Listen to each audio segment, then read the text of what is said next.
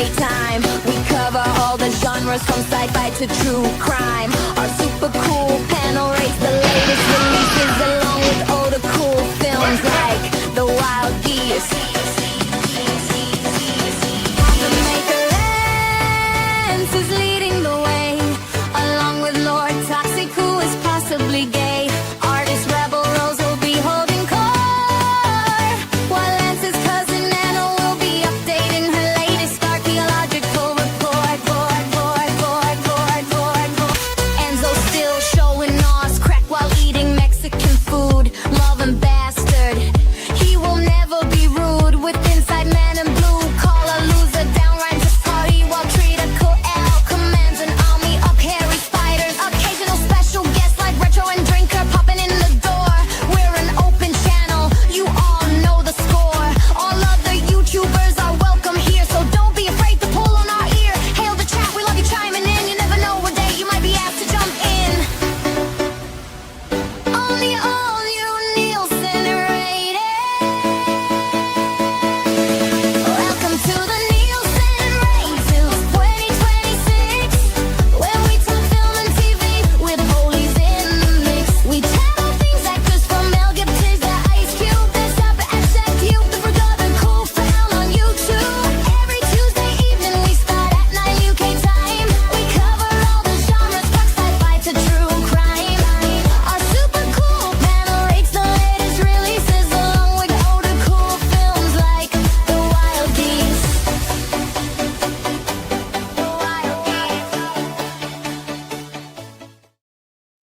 Here I am with my regular co-host Stupenzo, who really should come straight after me in that sequence, but unfortunately your name just doesn't rhyme with gay, so it didn't work.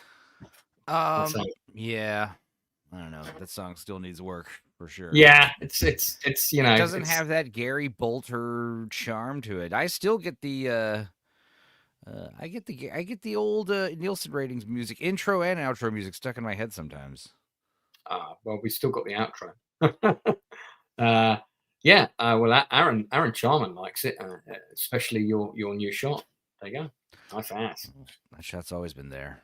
Yeah, that's You well, know the look. it is very public domain. It's part of Enzo's rap. How are you, sir? Fine. It's raining. It's not freezing. Something just exploded outside your house. What's going on? Yeah, nothing. I don't know. It's not my house exploding, so whatever. So stay inside, keep the doors locked. Nothing to do with me. Let's move on. I didn't Okay. realize my neighbors had a meth lab. Well, indeed. Well, it is also raining here. It's also horribly cold in the UK at the moment. It's just like grim, grey. But the good news is, guys, it's February. January is out the way. And that That's means why it's that cold. we're 1 month away from spring. So get to the end of March, spring is here. Winter has ceased to come. Shall we bring in the rest of our panel? No, it's just do me and you tonight, the whole show. Okay, all right. Thanks, everyone. No, we've been missing Rebel Rose for far too long. Absent for a couple of weeks. Lots going on. How are you? Doing better.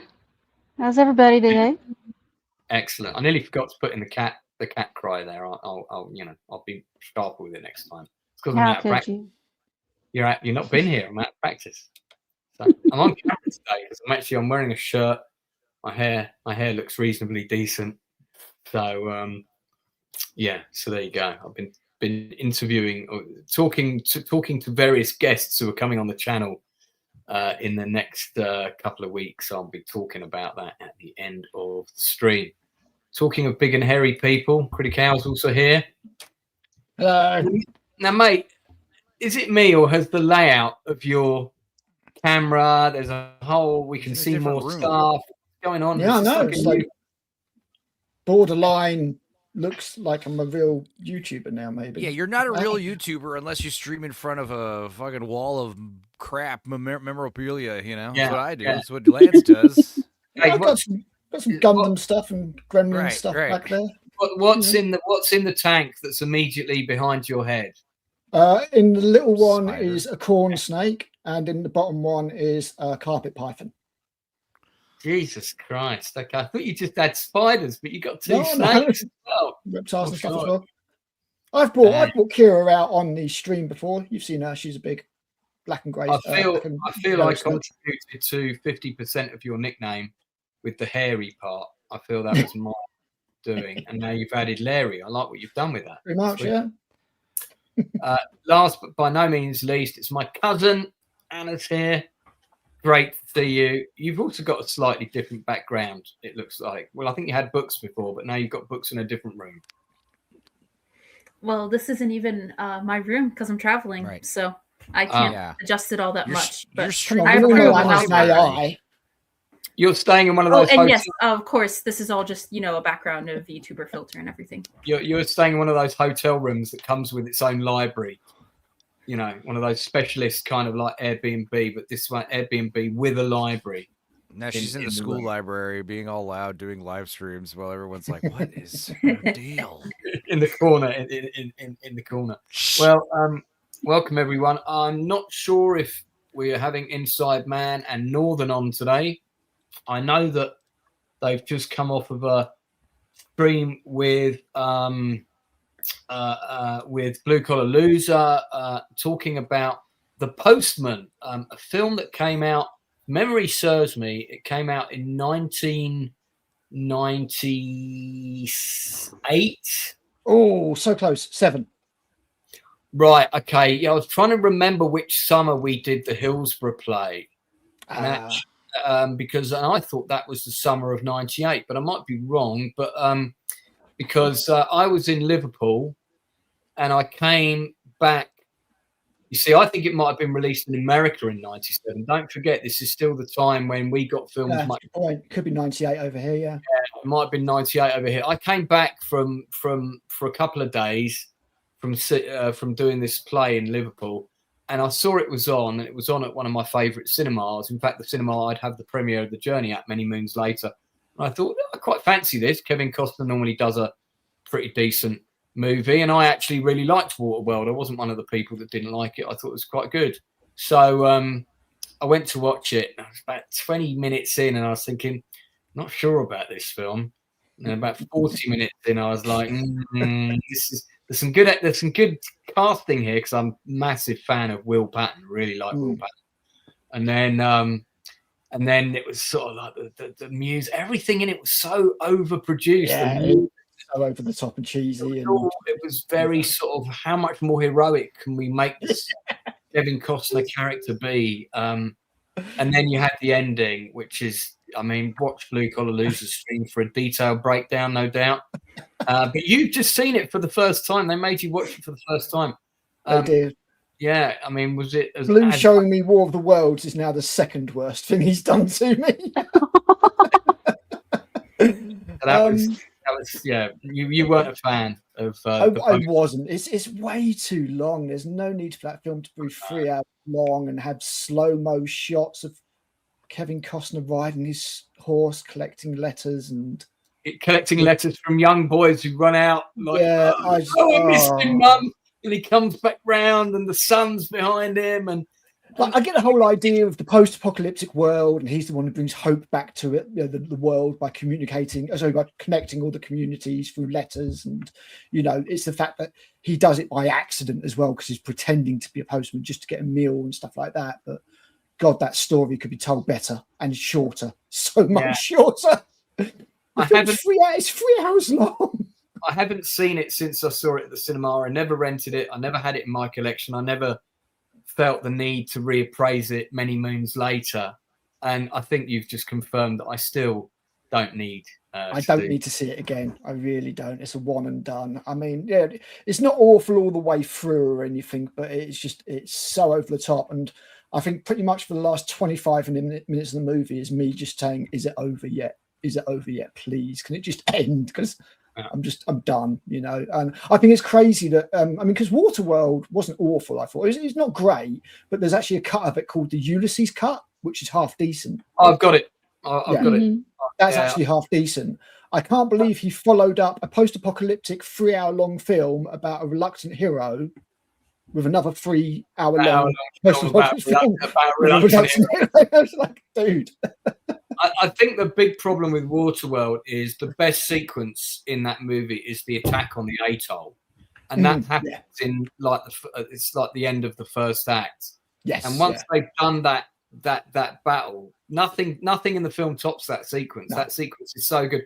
That should have been the battle at the end of the movie, and somehow some other people should have come to help, and you know, or at the very beginning, maybe, I don't know, but it sort of happens in the wrong place, and because obviously the end of the film takes place in that oil tanker with the plane and all that kind of stuff. And Dennis Hopper being Dennis Hopper, and but the Ulysses cut is worth seeking out. There's a few extra scenes and bits and pieces added into it. It's a much better character development, and like absolutely Kingdom of Heaven.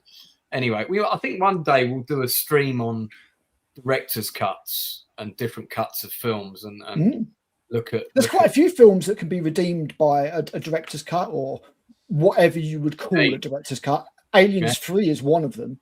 The Alien 3 assembly cut is a much better film than the original. I've seen it. Yeah, much better film. I've seen it. Anyway, let's move on to some stuff we were actually planning on talking about. But you know, if you really want to put yourself through the postman, please. 5 out of 10. 5 out of 10. I'm not sure I'm going to move from my 3 out of 10 on that. I did a special gut reaction review to the first 3 episodes of A Night of the Seven Kingdoms. They're always quite short videos, unless like a random Rachel jumps on, and occasionally they might go for 45 minutes. But I really like it.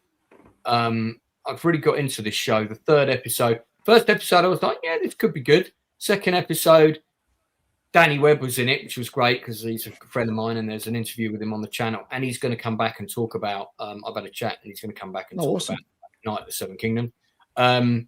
So I love him. He's criminally underused actor, such a great guy, and by the end of the 3rd episode, I was completely invested, and I think this is what they should have done with a lot of things. You know, they've made this a small story in a very large world that we already know exists. For me, at the minute, those 3 episodes are running at sort of between an 8 and a 9 out of 10. I'm a big fan of the show. For now, Enzo, are you watching this?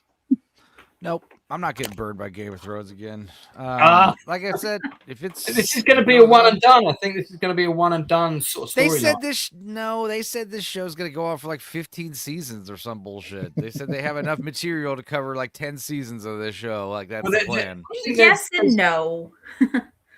I mean, George Martin said he's going to write a lot more, but like everything else, he's not written a lot more yet. He's not going to write because anymore. we can trust him. We can trust him, you know.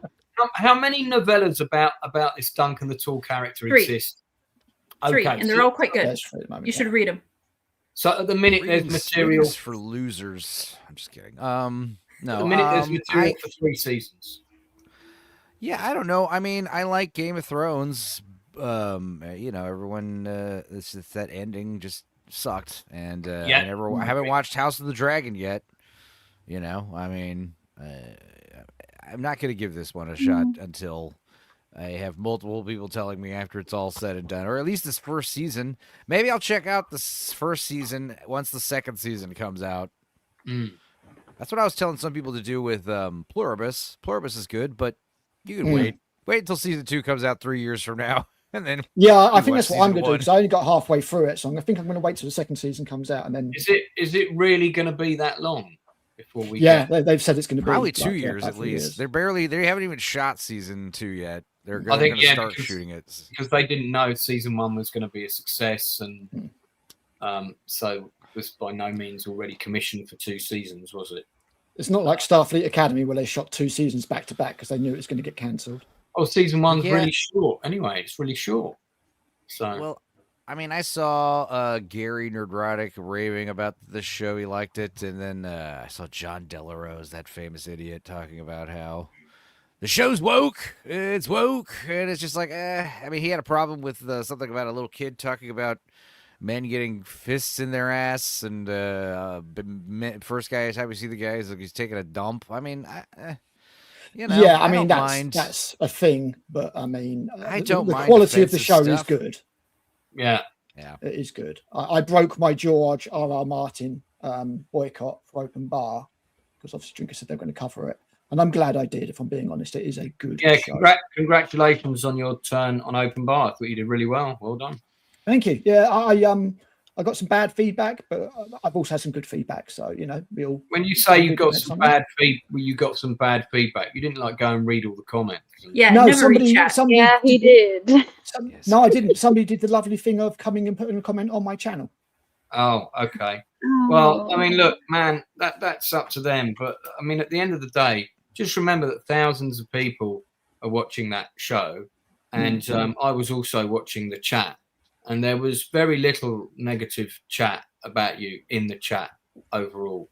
Listen, every person that goes on a show like that, whether it's Open Bar or whatever, somebody will take a pop at them because people just, some people like certain people and some people just like to do that. But at the end of the day, it's meaningless. Honestly, it's meaningless. All that matters is, did you make a valuable contribution to the stream? And the answer to that question is yes. Yeah, I mean, I got proper down about it at first, but then I put a post on when Drinker reloaded the whole episode. I just put a post on there saying, look, really appreciate Drinker inviting me on. Sorry if I was a bit much for some people, blah, blah, blah, blah, blah. You were got just a really nice feedback off of that. So you were just a bit nervous, that's all. Yeah, pretty much. It was understandable, but you were also very passionate and you made very good and valid points. Enzo, you were going to say something. Jump in. Oh, just anytime someone's bitching on the comment section, it just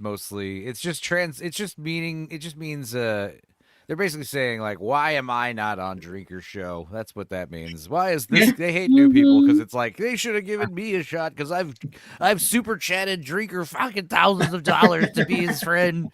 Why don't they have me on? I thoroughly enjoyed myself with the other panelists and everything, and I just got that anxiety thing afterwards where you analyze everything that you think you might have said wrong. I tell Boosh and other people the same thing. Like, you have your headphones in, turn your headphones up, and if you hear anything coming in your headphones, just stop talking. I mean, it's not. I mean, I don't know. I mean, unfortunately, I mean, that is the thing about the live streams that some people don't understand. It's not a conversation at the bar. It's not a phone call. It's a show, and there's one microphone, and it gets passed around like a potato. But talking over people is going to happen. It's inevitable. I had this horrible delay between, because I had the StreamYard up and then I had my YouTube thing, and I was looking at the YouTube video and it wasn't syncing with any of the sound I was hearing. So it looked like people were talking sometimes. You've got to have the YouTube video muted, man, as well. No, that's what I'm saying. That was muted, and I was looking at the people's mouths weren't moving, but there was still sound coming through because of the delay, if that makes sense. Yeah, no, I understand where you're coming from. It's all a learning process, man. I'm grateful for my opportunity, and if it happens again, I will try and do better, but be equally as engaging and hopefully talk even more and be louder next time. Just fucking annoy people. Just do it. Make them even angrier. Well, I was reading chat, and quite a few people were appreciating your t-shirts and the fact that you turn off camera for a second, pull off another t-shirt, and you'd have another band shirt underneath.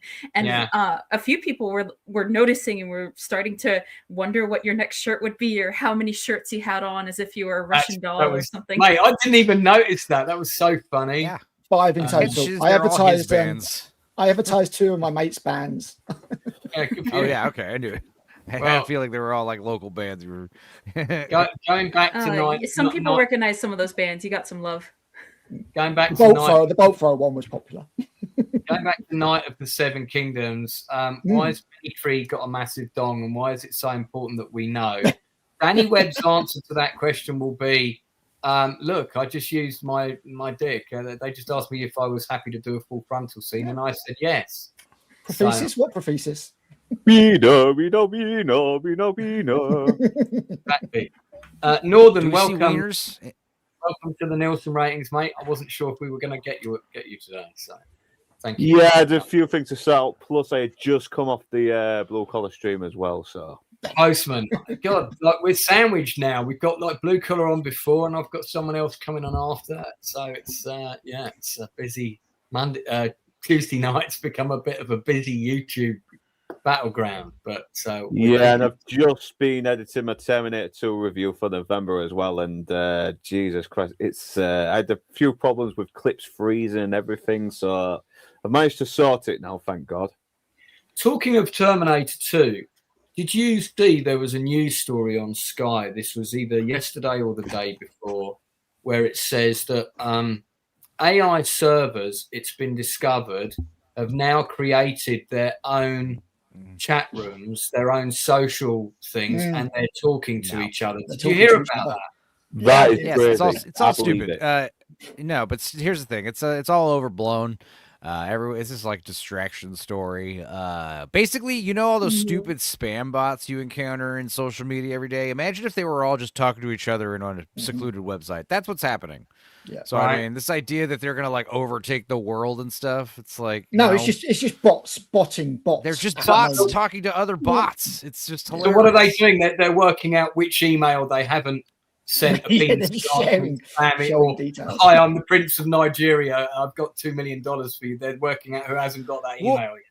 No, yeah, it's more like, I mean, what do you see a lot of the bots doing is a lot of like political pandering and stuff like that. So, I mean, you see, that's all that's going on in that. Well, the thing is, on the social media I do use, like Facebook, you do have bots posting and then other bots replying to those bots postings. You are seeing because people are allowed in the website, but it's like what do they call it? The Church of Molt. Oh yeah, that's right. The crab symbol. Yeah. Yeah. It's made its own. AI has made its own religion. When you and I are ducking in a trench, sharing our low-powered plasma rifle between us, I'm going to remind you of this conversation and say, you said 2 years ago this wasn't going to be a problem. No, I said that specific Molt site is not a problem. The Church of Molt. What's interesting about the Church of Molt is they're talking about, and I've heard this before. This is what's interesting is apparently all life is evolving to the point of crab. Like apparently crab is like the pinnacle life form that we're all like evolving towards. Like crabs are apparently like, every life form is like slowly becoming crabs. Crab, the apex life form. Yes. So crab people are inevitable, basically, according to some theories. So this is actually a true thing. It's not that it's inevitable necessarily. It's just an evolutionary trend that's been noticed over and over again. There's a word for it. Carcinization is that a lot of forms of life, when you look at the fossil record, do seem to turn back into crabs. Maybe that's our fate. I think it's unlikely since we're not crustaceans, but who knows? Right, just so you know, this does not count as your archaeological fact of the week. But okay, cool. All right, well look, let's move on to talk about actual films and television, which is why we're here. So, did anybody want to say anything else about A Knight's Tale? Northern, you just come in. Are you watching it? I was trying A Knight's Tale. I was trying to find the time to watch it. Not A Knight's Tale. Sorry. Knight's Tale is another film. Some of the story is very similar, if we're being honest. It is a bit. Yeah, it is a bit. How many wieners do we see? None. Too many. One very big wiener so far. Just the one. How many boobs have we seen? And the wieners are floppy and flaccid as ever. Yeah, I'm not joking. I want literal answers. How many wieners have we seen, and how many boobs have we seen? There has been one boobs and one dong wiener. And several male butts so far. I'm glad that they love showing male butts everywhere now. Yeah, male butts, it's a thing. Well, HBO's trying to make up for how Game of Thrones was very male gaze focused, where you had boobs every episode. Well, for some of you. I seem to recall there was quite a lot of male nudity in Game of Thrones. From what there was as time went on, but the first few seasons were definitely loaded towards the female side of things, which I appreciated. But then after that, Emilia Clarke said that she wasn't going to do any more nude scenes and stuff like that with the Daenerys and stuff. So yeah, they had to like superimpose her face on like that's what they did with Cersei when she did her. Yeah, she wasn't. Walk of Yeah, Shame. that was a body double. Yeah, shame. Wouldn't it be cheaper to just pay her to get naked? They were worse with Emilia. They talked her into it and said, "Oh, it's such an important moment." No, it's not. This is where you sit Emilia down and be like, "Look, bitch, the people like the show because of your tits. All right, your tits have been showing up since the first season. We're literally going to lose. We're going to lose points in the ratings if you cover up. It's literally just cheaper to just pay you to show them as opposed to doing computer effects and hiring someone else and just okay." All right, I'm gonna rein this discussion in. We were having fun, though. Yeah, listen, running someone else's channel. Don't expect to have it here. What do you like? I want to get a rating on this for the people that have seen it, so we can move on. But so who has seen all 3 of the first episodes? Ento hasn't seen it. Rebel Rose, I have. You've seen all 3. So very quickly, what's your overall? It's a reserved 7. They've burned me too many times. I have a feeling it's going to crash and burn. Right. So it's a reserved 7. It could go up, it could go down. Wow. Yeah. Do you think it might be a bait and switch? Yeah, could be. Okay. Yeah. Yeah, I'll give it. It's an 8. It's an 8 for me. Although episode 3 was a 9 for sure. No jokes, please. Yeah, Critical, you've seen 2 episodes? I've seen 2 episodes. I'm at an 8. I'm just glad that it's set 100 years before Game of Thrones, because otherwise I think that really works. I know there'd be something stupid like Egg turning out to be Brienne of Tarth or something stupid like that. But that's what was so cool about Game of Thrones was like this super grounded kind of like mythical fantasy world. And then slowly it gets more and more off the off the rails with like dragons and magic and sorcery and zombies. It all gets slowly like introduced, And by this last season's like we're like knee deep in like apocalyptic end times. Because it's set 100 years before. Then. And he seems to be a genuinely nice guy as well. It doesn't feel like Game of Thrones. It feels like honestly just like another fantasy series, but very, very character based. I'm looking forward to checking out episode 3. This is one I will carry on watching. But, okay. Northern, where you at with it? I have not had a chance to watch it yet. I'm hearing good things, though. That's fine. All right, so it is a strong recommendation from me. It's a sort of soft recommendation from the rest of the panel. You should check it out, is my advice. Can I give a rating? Yes. Last, you get to go last. Oh. Yeah. You can mention what your thoughts on it for a couple of minutes as well while I cue something else up. I just think it's a 9 out of 10. I've read the novellas. You don't have to read them to enjoy them, but I think they're quite good. And I think knowing what's coming doesn't spoil the appreciation of the show. And just as always, really good horse work they've done. If you ever have any questions about how they did some stuff, I can always answer. And I think the acting is super solid. The kid who's playing Egg, Dexter Soul Ansel, he's 10 or 11, and he's nailing it. That he can hold a scene all on his own and just act against a horse sometimes and really be captivating, or that he has such great chemistry with Peter Claffey, the guy playing Dunk. I'm really excited to see this kid's career and where he goes, because he's a natural.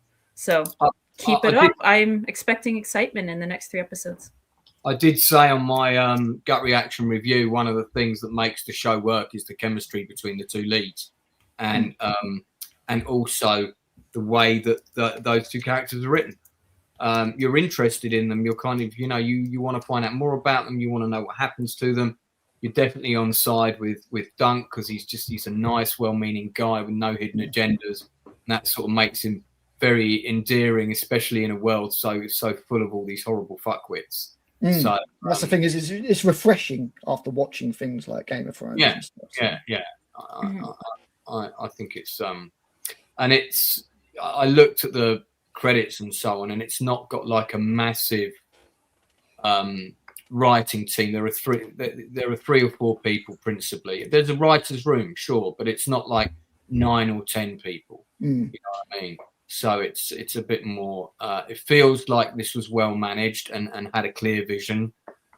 So for me, that's why I'm really looking forward to the next episode. I think there's 6 altogether, maybe for season 1.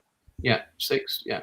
So it's such a short watch. Each episode is 25 to 30 minutes. Yep. So if you want to wait till the end and it'd be like a 3-hour film, you can just marathon it. Nothing wrong with that. So that's cool because you were talking about how there's not a lot of writers, and I was saying, 6 episodes total. So that's why there is no writer's room.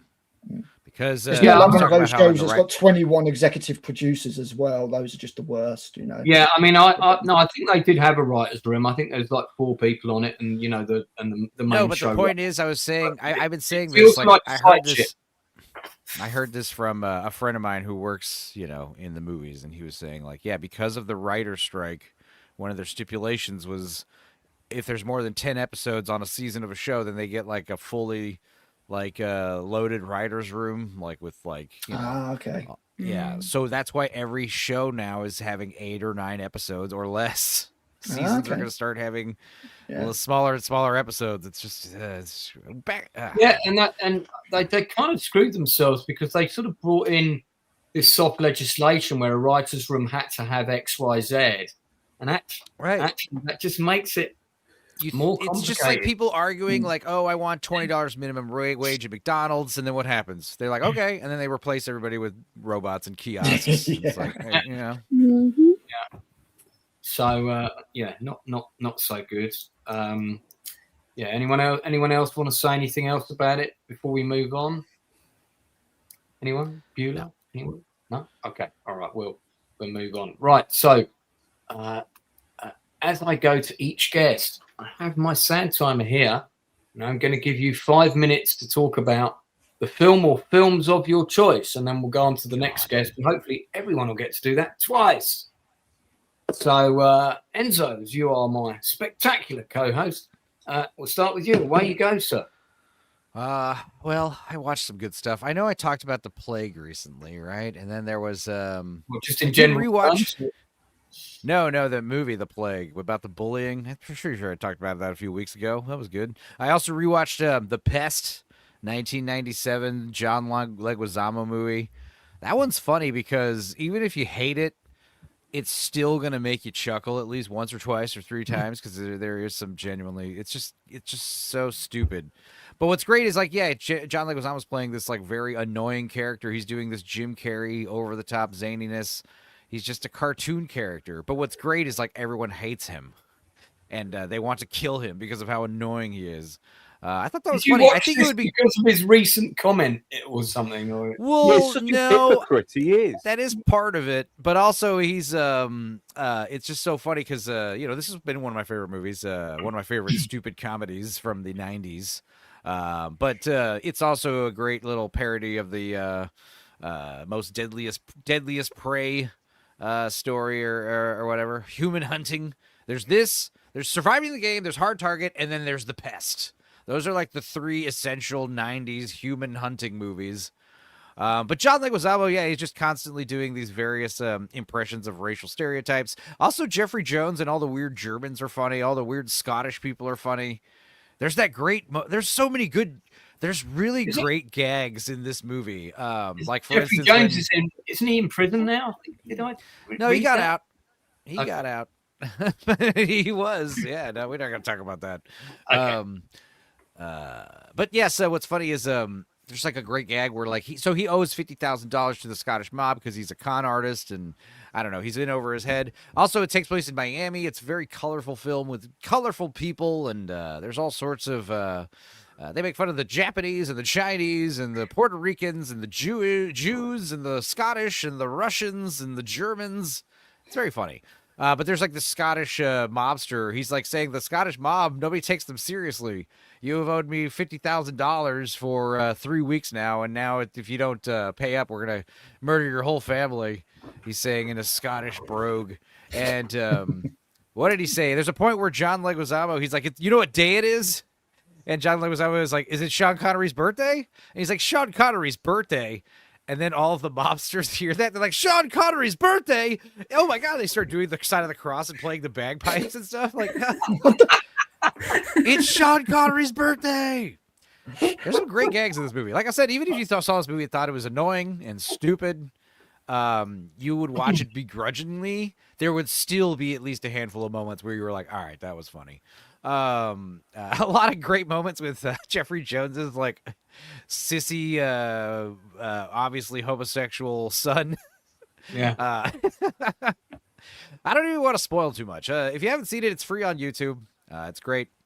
Okay. But what I really wanted to talk about though was Wonder Man. I don't know if anyone saw Wonder Man, but it was good. Okay. It's unlike any other MCU movie, that's for sure, and it's 4 hours long, so it's not terribly long and overbloated.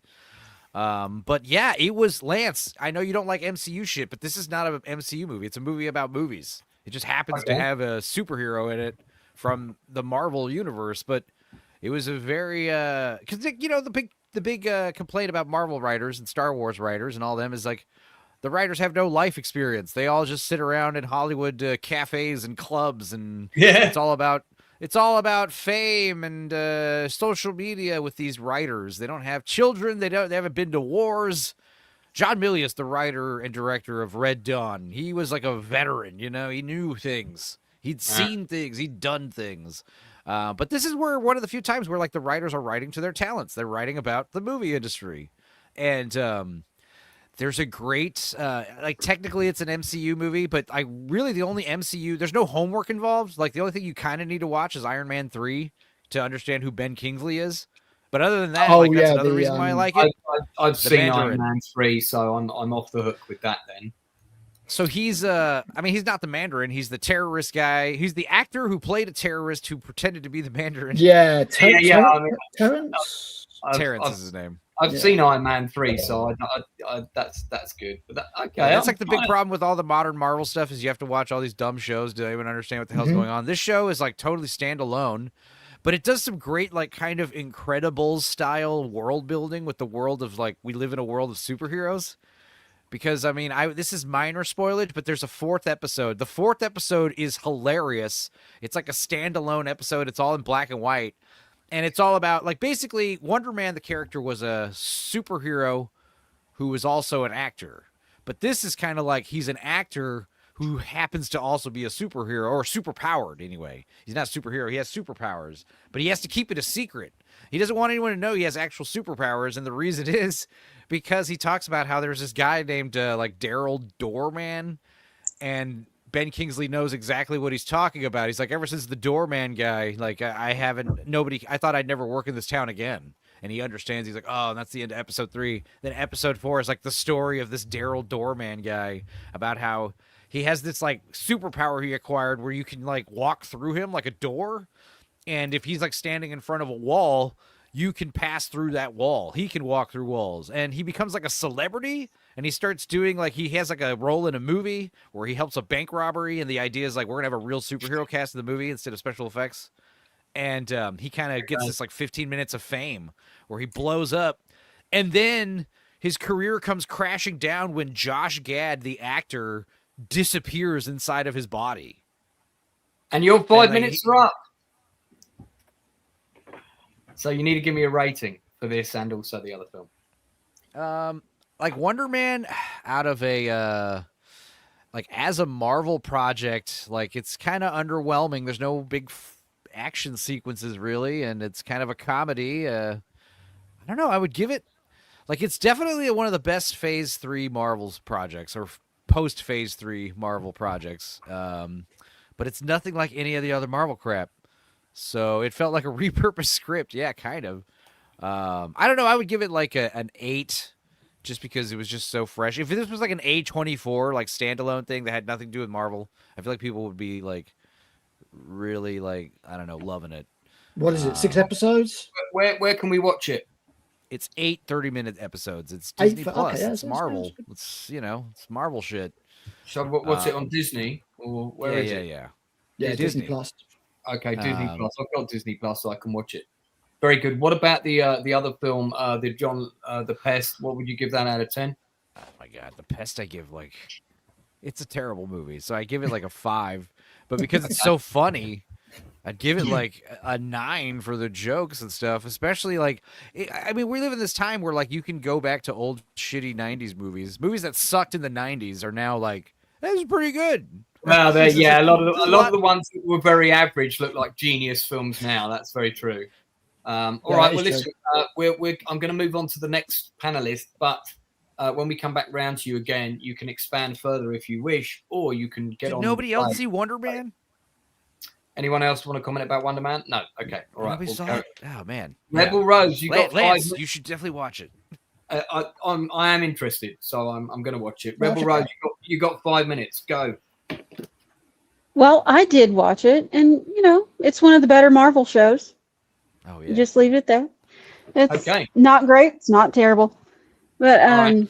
Can't be worse than Iron Heart. Nothing could be worse than Iron. What's your pick? Unless it's also Wonder Man. No. No. No, that wouldn't be something I'd recommend. But my week has mostly been catching up on series that I've been watching for a long time. So, like, I finally finished off Outlander, and as a series, I would say that it's worth a watch if you are so inclined. It's heavy on the romance. Have you read? I have 2 books left. I have to get the latest one, and I have the one before that to read. But they've changed a lot. They change a lot in adaptation, which we can't expect them to maintain a storyline like that, especially with as condensed as they have made the series going forward. And that's a big problem I have with it now. We started out with, I believe, oh Lord, I can't even remember, but it was a long first season. And as we've gone on, now we're only getting 6 or 8 episodes, as we all know the reason. But when you're telling a story like this that has a dozen characters that are all integral to the storyline going on, everyone's getting shortchanged, and they're trying to wrap it up now in 6 episodes, I believe, will be the final season. And I'm a bit disappointed with that, but overall, it's a great show. I watched the prequel, Blood of My Blood, and that was less good. Yeah, I heard that wasn't great. I did try watching the first season of this, and I don't know, I just couldn't get into it. It was a bit too kind of Mills and Boone for me. I've had about 10 friends that have been in it over the years because it's a big, it's a big source of income, that production, for the area that it's filmed in and everything. And they do shoot a lot of it in Scotland. I think some of it's shot in Ireland, if I remember rightly. But it's provided a lot of people with a lot of jobs, and it's a high quality show, and it's very popular. It's not for me, but it's very popular particularly with the female audience who like their romantic novels. So what would you give it overall out of 10? I would give it an 8 overall. And does it conclude? If someone's going to commit to watching all the seasons of this, are they getting everything? Yeah, the last season comes out this year in March, I believe. All right. It's on Stars if you want to get it as it's airing, or you can wait 2 years and watch it on Netflix. You've got about 2 minutes left. We'll cover Catherine separately, so I'm going to do that in the next run through. Anything else you want to mention? Well, I got my recommendation out of the way, so my word of warning for this week is, of course... Word of warning, that's fine. Of course, do not watch Starfleet Academy. Spare yourself. Save yourself. Do not do what I've done. I decided 3 episodes of it was enough for me. I mean, there are people that have committed to reviewing it. Things I'm not reviewing it because I'm just... I didn't loathe it as much as some people. I just didn't care. I just thought this is annoying, and I'm just not going to spend my time watching it. I'm certainly not going to commit to doing reviews, especially when I'm working on my massive Masters of the Air 9-hour breakdown as to why it's didn't work. yeah, I'm not going to spend time doing that. Go to Critic House channel for a detailed breakdown of every episode of Starfleet Academy seasons 1 and 2. He's committed to doing the entire thing. So, I'm hoping that they scrap season 2 personally, but yeah. Okay, you've got a minute left, Rebel. Anything else? No? Okay, I'm going to pass that time over to Enzo when we next come around to give him a bit longer. All right, so we'll go on to Critic Al. What's your pick this week? Okay, so do you remember that show that I told you about, Pantheon, the animated kind of Matrix meets William Gibson? Yes, I do. I actually put it up on my screen and had episode 1 ready to watch, and then I realised it was really important for me to invade Stalingrad today, so I didn't watch it. Well, Conquest is Conquest, you know. Pantheon will wait. Indeed. But I finished it off. I finished the whole thing. There's only 2 seasons. And it is the best science fiction that I have seen in the last 10 years. Wow, that's a big statement. You like it even more than Avatar. Yes. So let's, I mean, give us a very concise breakdown if you can. Okay, so the general theme behind Pantheon is uploaded intelligences. So somebody literally they die, they get their brain scanned, and it gets turned into a consciousness online. And what would happen with those consciousnesses, and if they got powerful enough that they could effectively become gods. And that's the idea behind it. It's got a load of really cool sort of plots and subplots running through it. None of the characters are annoying. It's intelligent. It's not second screen TV. You have to pay attention to it. You can't watch it while you're on your mobile phone or something. It demands your attention. It's enormously intelligent. And it's high concept sci-fi like I used to love. Been so disappointed recently by so many films and projects like, for example, sort of Mickey 17 looked like it was going to be good, turned out to be crap. The Creator was underwhelming. This is the real deal. Really like it. Great voice acting from some voice actors that you would know of. Aaron Eckhart's in it. Daniel Day Kim. Katie Chang plays the young girl.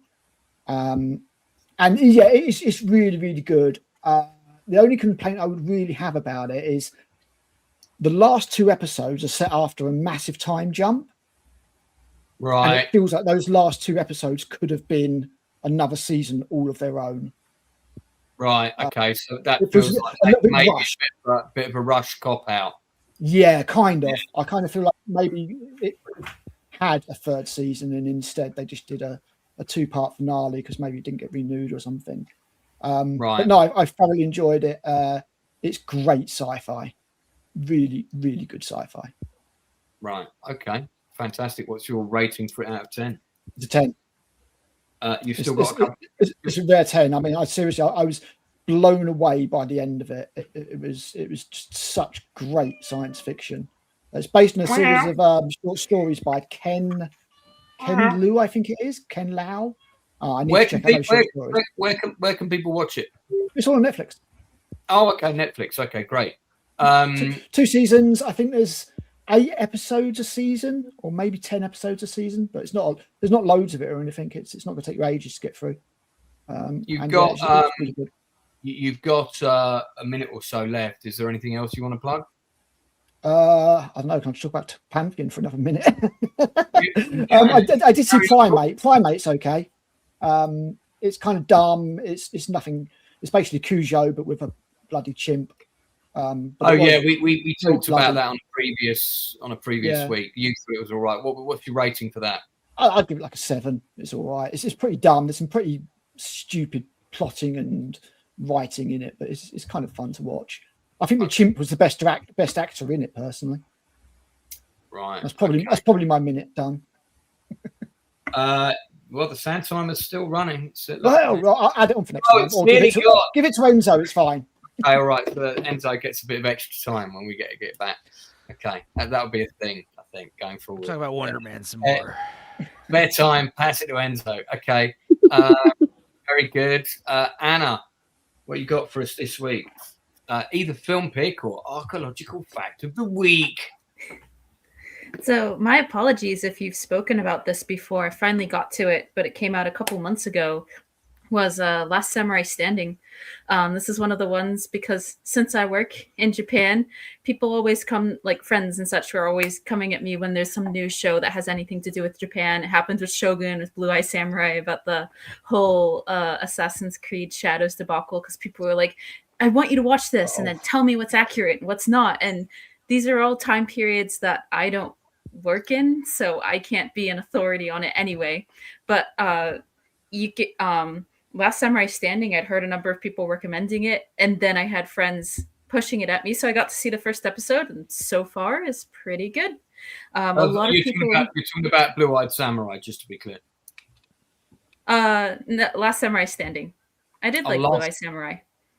Sorry. So it came out November of last year, and it's on Netflix. It's a Japanese-made production, as you can expect, and takes place sometime, I guess it'd be 1878, 10 years after the Meiji Restoration, and the samurai have essentially ended. And the plot is a man who was a samurai, but now that social class has been dissolved, has to enter a sort of battle royale tournament with a whole bunch of other, some samurai, some warriors, and in order to earn a large amount of money, which he desperately needs in order to save his family and give them medical attention that they need. I've seen the first half an hour of this. I have seen the first half an hour of this. Yeah. Do continue, sorry. Oh, no, I'd be curious to hear what you think. I haven't seen the rest of the episodes, but I thought it was a strong start. Of course, people are going to be comparing it to a Squid Game. I think that's the obvious comparison. But this is the fact that it's situated in a very real time period, a fairly recent time period in Japan. And it is, in some ways, the groundedness of the time setting helps to diffuse some of the wild stylized unrealism of some of the combat, I suppose. And so I'm quite enjoying it so far. I'm looking forward to seeing the rest. And it seems like a natural expression of what Japan has been doing with a lot of their samurai related projects lately, because Japan absolutely loves samurai in their films and in their TVs, and they absolutely love it when Western studios make samurai films. You guys might not know this, but The Last Samurai was absolutely massive in Japan, and it's very beloved. It's what cemented Tom Cruise as like the most mega of stars in Japan, because at the time, a lot of samurai dramas in Japan in the early 2000s were not so much focused on the combat, more focused on like the inner emotional lives of samurai. There's been actual scholarship on this, of like, why was this film with all of its historical inaccuracies so well received in Japan? And that would be because a lot of Japanese people felt that The Last Samurai, more than a lot of other Japanese projects at the time, really captured the manly virtues and the idea of honor and indomitable spirit that they felt had been missing from a lot of recent projects. And because of the success of The Last Samurai, there's been in jidaigeki and like sort of historical shows, which are often about samurai or ninjas or things like that, there's been sort of a steering back towards what you might call very traditional masculine values in film in the 80s and 90s in Japan. And so this show leans into that a little bit, I think. And it's interesting to see it navigate. It's made, for Netflix. And so they'll have to work with all of the limitations that Netflix might put on them. But it's all kind of how Japan views their own mythology of the samurai and what's real and what isn't, and what it means to people, and the symbolism being more meaningful than the actual reality. And that's some of the themes explored in this show, because of course this is a man from an earlier era, life that he's had to leave behind and forget completely, and there's already mythology growing up around the samurai and what they are and what they can accomplish or not accomplish. So I'm enjoying the meta of it and the themes that it ties into, as well as the actual show, which is quite nice. Sweet. Has anyone else seen it? Got about 30 seconds left. Get your thoughts. I've been meaning to watch it. I think we all talked about it. Yeah, I think we talked about it when it came out. I don't remember. I'll be in Japan 3 months today. I think I might have mentioned it when it first dropped, because I saw either the first 30 minutes or the first episode and I thought it was okay. It did really remind me of Battle Royale, but I haven't watched the rest yet, so I think I'd rather wait until I've seen the rest. It looks amazing. It's really beautifully shot, you know, and all of that stuff. But you could tell that the Tom Cruise film was fully endorsed. You know why? The one thing that you didn't mention, it had all the top level hierarchy of Japan's male stars. Yeah, definitely. They were all in that movie, and they wouldn't have been in that movie if they didn't think the script was good and they didn't like it, and Tom Cruise hadn't ingratiated himself to them. That was a bit of a giveaway, because it would have been a matter of honor, wouldn't it? So Japan takes film and film commitments very seriously. There's the famous story from You Only Live Twice about the two girls that were up for the final Bond girl, and the one who didn't get the part, she was going to kill herself. She was going to commit harikari, because she felt she dishonored her family. And when Cubby Broccoli found out, they changed the script so she got to be in the movie as well, and she's the one who gets poisoned by the poison that comes down the string. Oh, bloody hell. So that Connery, that was never in the original script. That was all written in. Wow. Because they so that's a sort of bit of a Bond folklore story. How true it is, I don't know, but I have been told it by several people connected to the Bond films. So certainly it does the rounds there. Rating out of 10 for this, Anna? I give it an 8 so far. It's been pretty good. I'd love to see where it goes and what they do. Fabulous. So would I. Northern, you now have 5 minutes on the clock. It's like a game show. That's great. Go for it, mate. I have not watched this yet. I've said I've been meaning to watch this. No, 5 minutes. 5 minutes to talk about your pick. What are the rules again? Oh, sorry, man.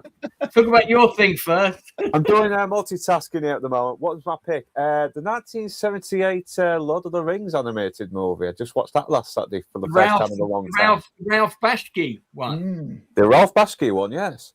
Fantastic. Yeah, go for it. Get into it. Yeah, it is amazing how they've managed to cram two very long books into one movie for 2 hours. I mean, they've done a very good job of it. The problem is it does feel a little bit more rushed in comparison to the Peter Jackson versions, which actually did flesh out the characters a bit more. But I do like some things. I like John Hare a little bit better as Aragorn. He's a lot more intimidating, if I'm being honest. But yeah, his voice. He's a lot more like Look as well.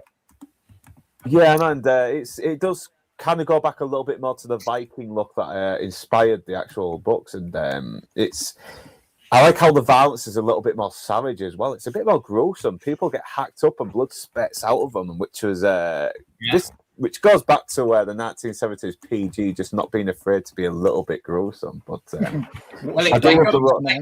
got away with it because it was animation. Yeah, which is why because this came out I think the same year as Watership Down. Yeah, as I was just saying, that was really violent. But yeah, I'm a big fan of this film. I've got it on DVD.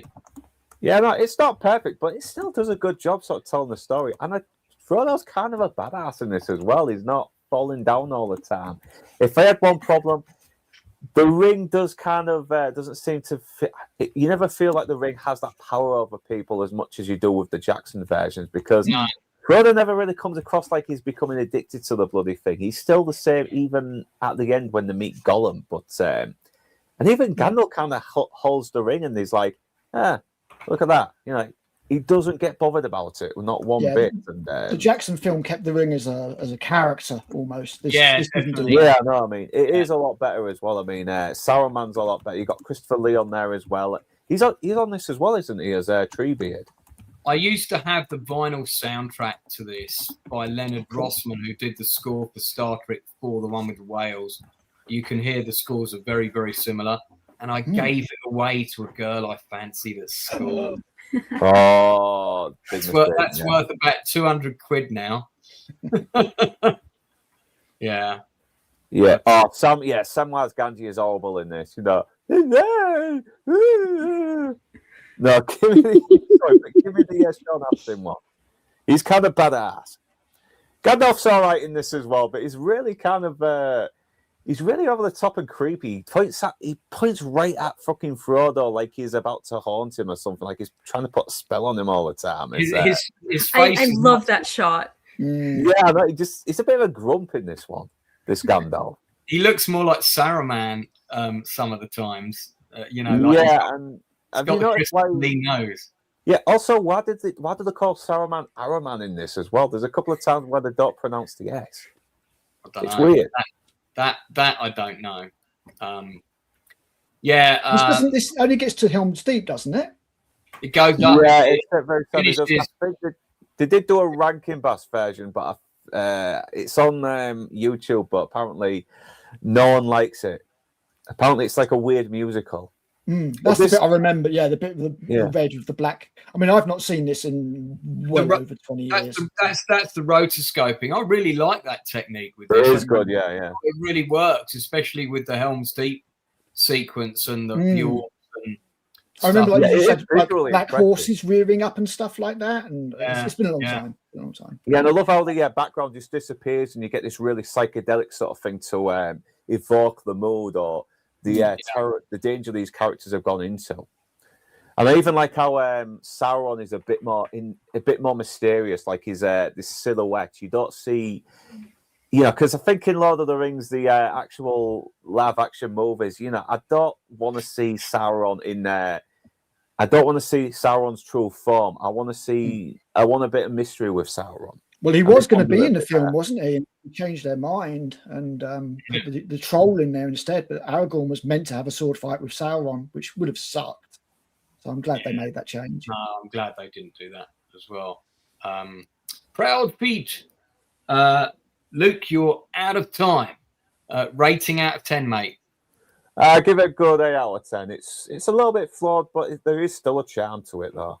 Yeah, I'd give it the same. 8 out of 10. It's a really good animation, especially for the time. Brave technique. It's criminal that someone didn't stomp up the money to give him the funds to finish it off, to the second part. Again, it wasn't a trilogy. He sort of got 1.5 way through, didn't he? The books. But I remember Gollum being very, very different in this version. Gollum is very different. I mean, look, it's no point comparing it to the Peter Jackson version. It's like apples and oranges. These are two completely different entities. But this is a good film in its own right, especially for the time. I remember when Channel 4 showed it, they were like, as the end credits came up, they had this whole thing ready. They said, well, unfortunately, the conclusion of this film was never made. So we thought you'd like to know what happened to the rest of the Lord of the Rings. And they made this whole narrative with this same woman, a newscaster, rolling off this speech about all the key things. And it cut to like different footage from the film that they used to sort of cover those shots, and which was quite bizarre. But also I thought it was quite good that they did that, because otherwise, to be fair, they're only showing half a story. Yeah, it's a good little movie. Did enjoy it. I think I might still have the VHS for this somewhere. Anyone else seen it? Want to give it a rating out of 10 before we move on? It's been so long since I've seen it. I don't feel I can give it a rating, to be honest. But I remember enjoying it. I know. Watch it again. Have either of the ladies seen this version? Yeah. I last watched it in college with a bunch of friends that we'd watch bad movies every Friday. We got to the end of it, and we're like, that wasn't even a bad movie. That was pretty great. I give it an 8 out of 10. That was like 3 days ago, yeah? All right, cool.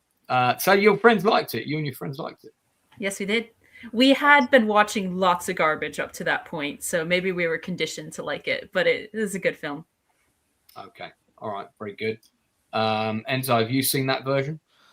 Yeah, it's definitely one of the weaker Bakshi movies. But I think I preferred Fire and Ice. I remember that one. It's no American Pop. It's no Wizards. Yeah. No.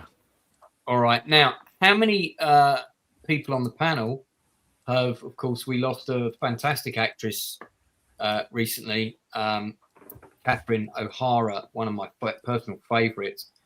Jim Piddock, who's an actor who starred with her many a time in A Christopher Guest, movie was on my channel not that long ago, just a few months ago. I think we did talk about her on the stream, and in fact I sent him a message of condolence, and he played her husband in one. I think it was the might have been Not Waiting for Government, Not for Your Consideration, Mighty Wind. He played her husband in A Mighty Wind, I think.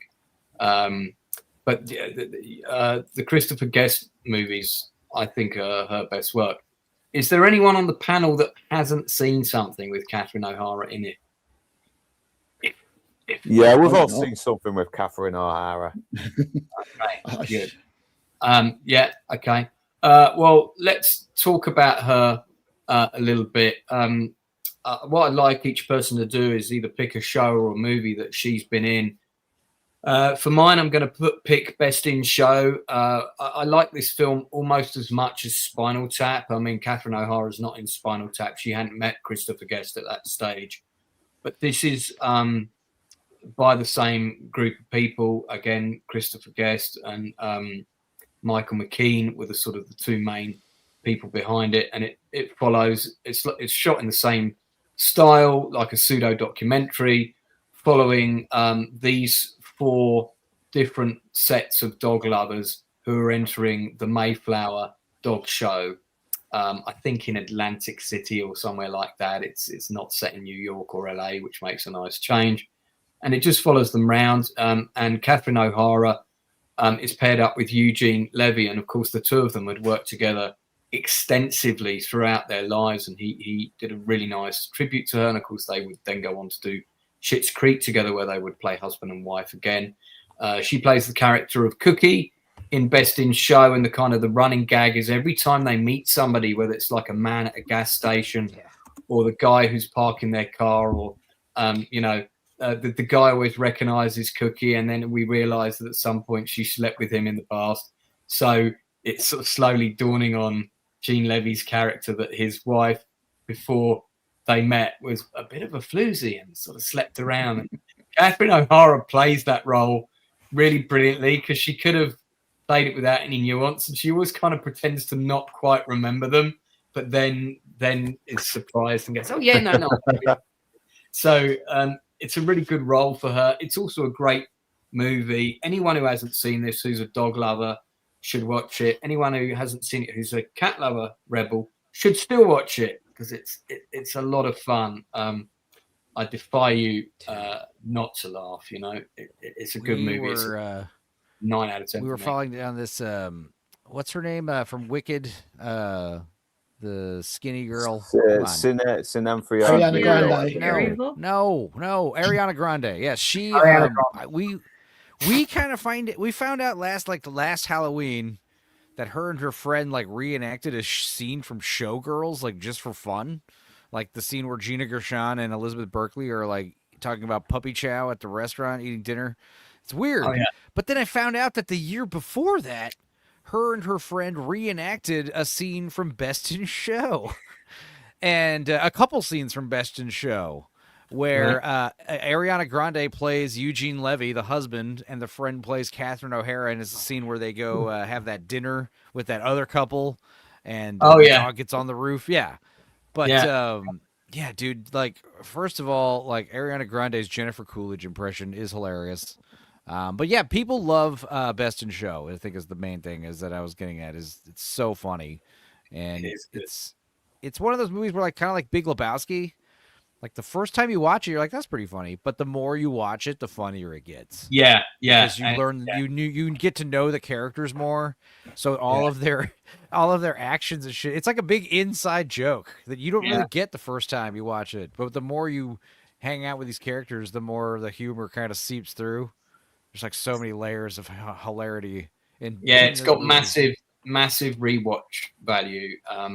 Definitely a 9 out of 10 for me, and a fantastic performance from O'Hara. One of her best, although there are so many to choose from. Enzo, have you got a performance of hers you want to give a shout out to? Yeah, I love A Mighty Wind. I think that's my favorite of all the Christopher Guest movies because it's so music oriented. But Again, just like Best, it's very much it's a spiritual sequel to Best in Show. All these Christopher Guest mockumentaries, they're all very funny and kind of semi-related. But Catherine O'Hara and Eugene Levy, they're a couple in that one too. Yeah, and but they're like split up, and they're like this. They're like, estranged. Yeah, they're like this. There's this songwriting powerhouse duo. And it's all about like this big folk festival. They're doing folk music, and I love the Spinal Tap guys coming back as this other band. It's so good. Folksman. Yeah, but that scene where Eugene Levy and Catherine O'Hara sing a song together for the first time in years, it's like, oh man, there's so many. It's so great. It's both like not subtle and nuanced at the same time. It's amazing. But yeah, she's just this wonderful lady. I love like her. I don't know, just this. She does. I mean, it's not just because of the Home Alone movies, but she does have this like, I don't know, this kind of like matriarchal, this kind of like motherly wisdom about her. She's just funny lady. I also loved. She was doing that John Candy sketch comedy show. What was it? Saturday Night Live for Canada back in the day. Yeah, another one you mean. A lot of them were on it. She was on that. She had a few great sketches. The one that I saw the other day was where her she's using the hairspray commercial. Let's see if I can find it actually. But she's like it's a hairspray commercial, and the idea is that it has such a strong hold that like she moves her head and her hair stays still. Yeah, Permalac. Permalac was what it's called. It's SCTV is the show. Let's see. Let me share my screen. This is great. Permalac. Okay. Let me get. All right. Here we go. Permalac. I need to take the other one down. Yeah, you do.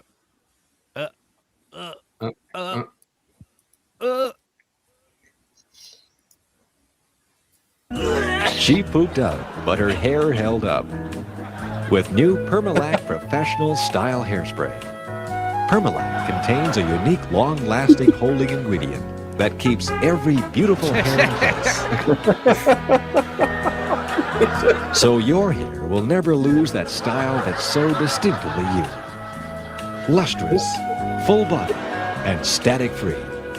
Permalac will make your hair feel and smell like it never felt or smelled before.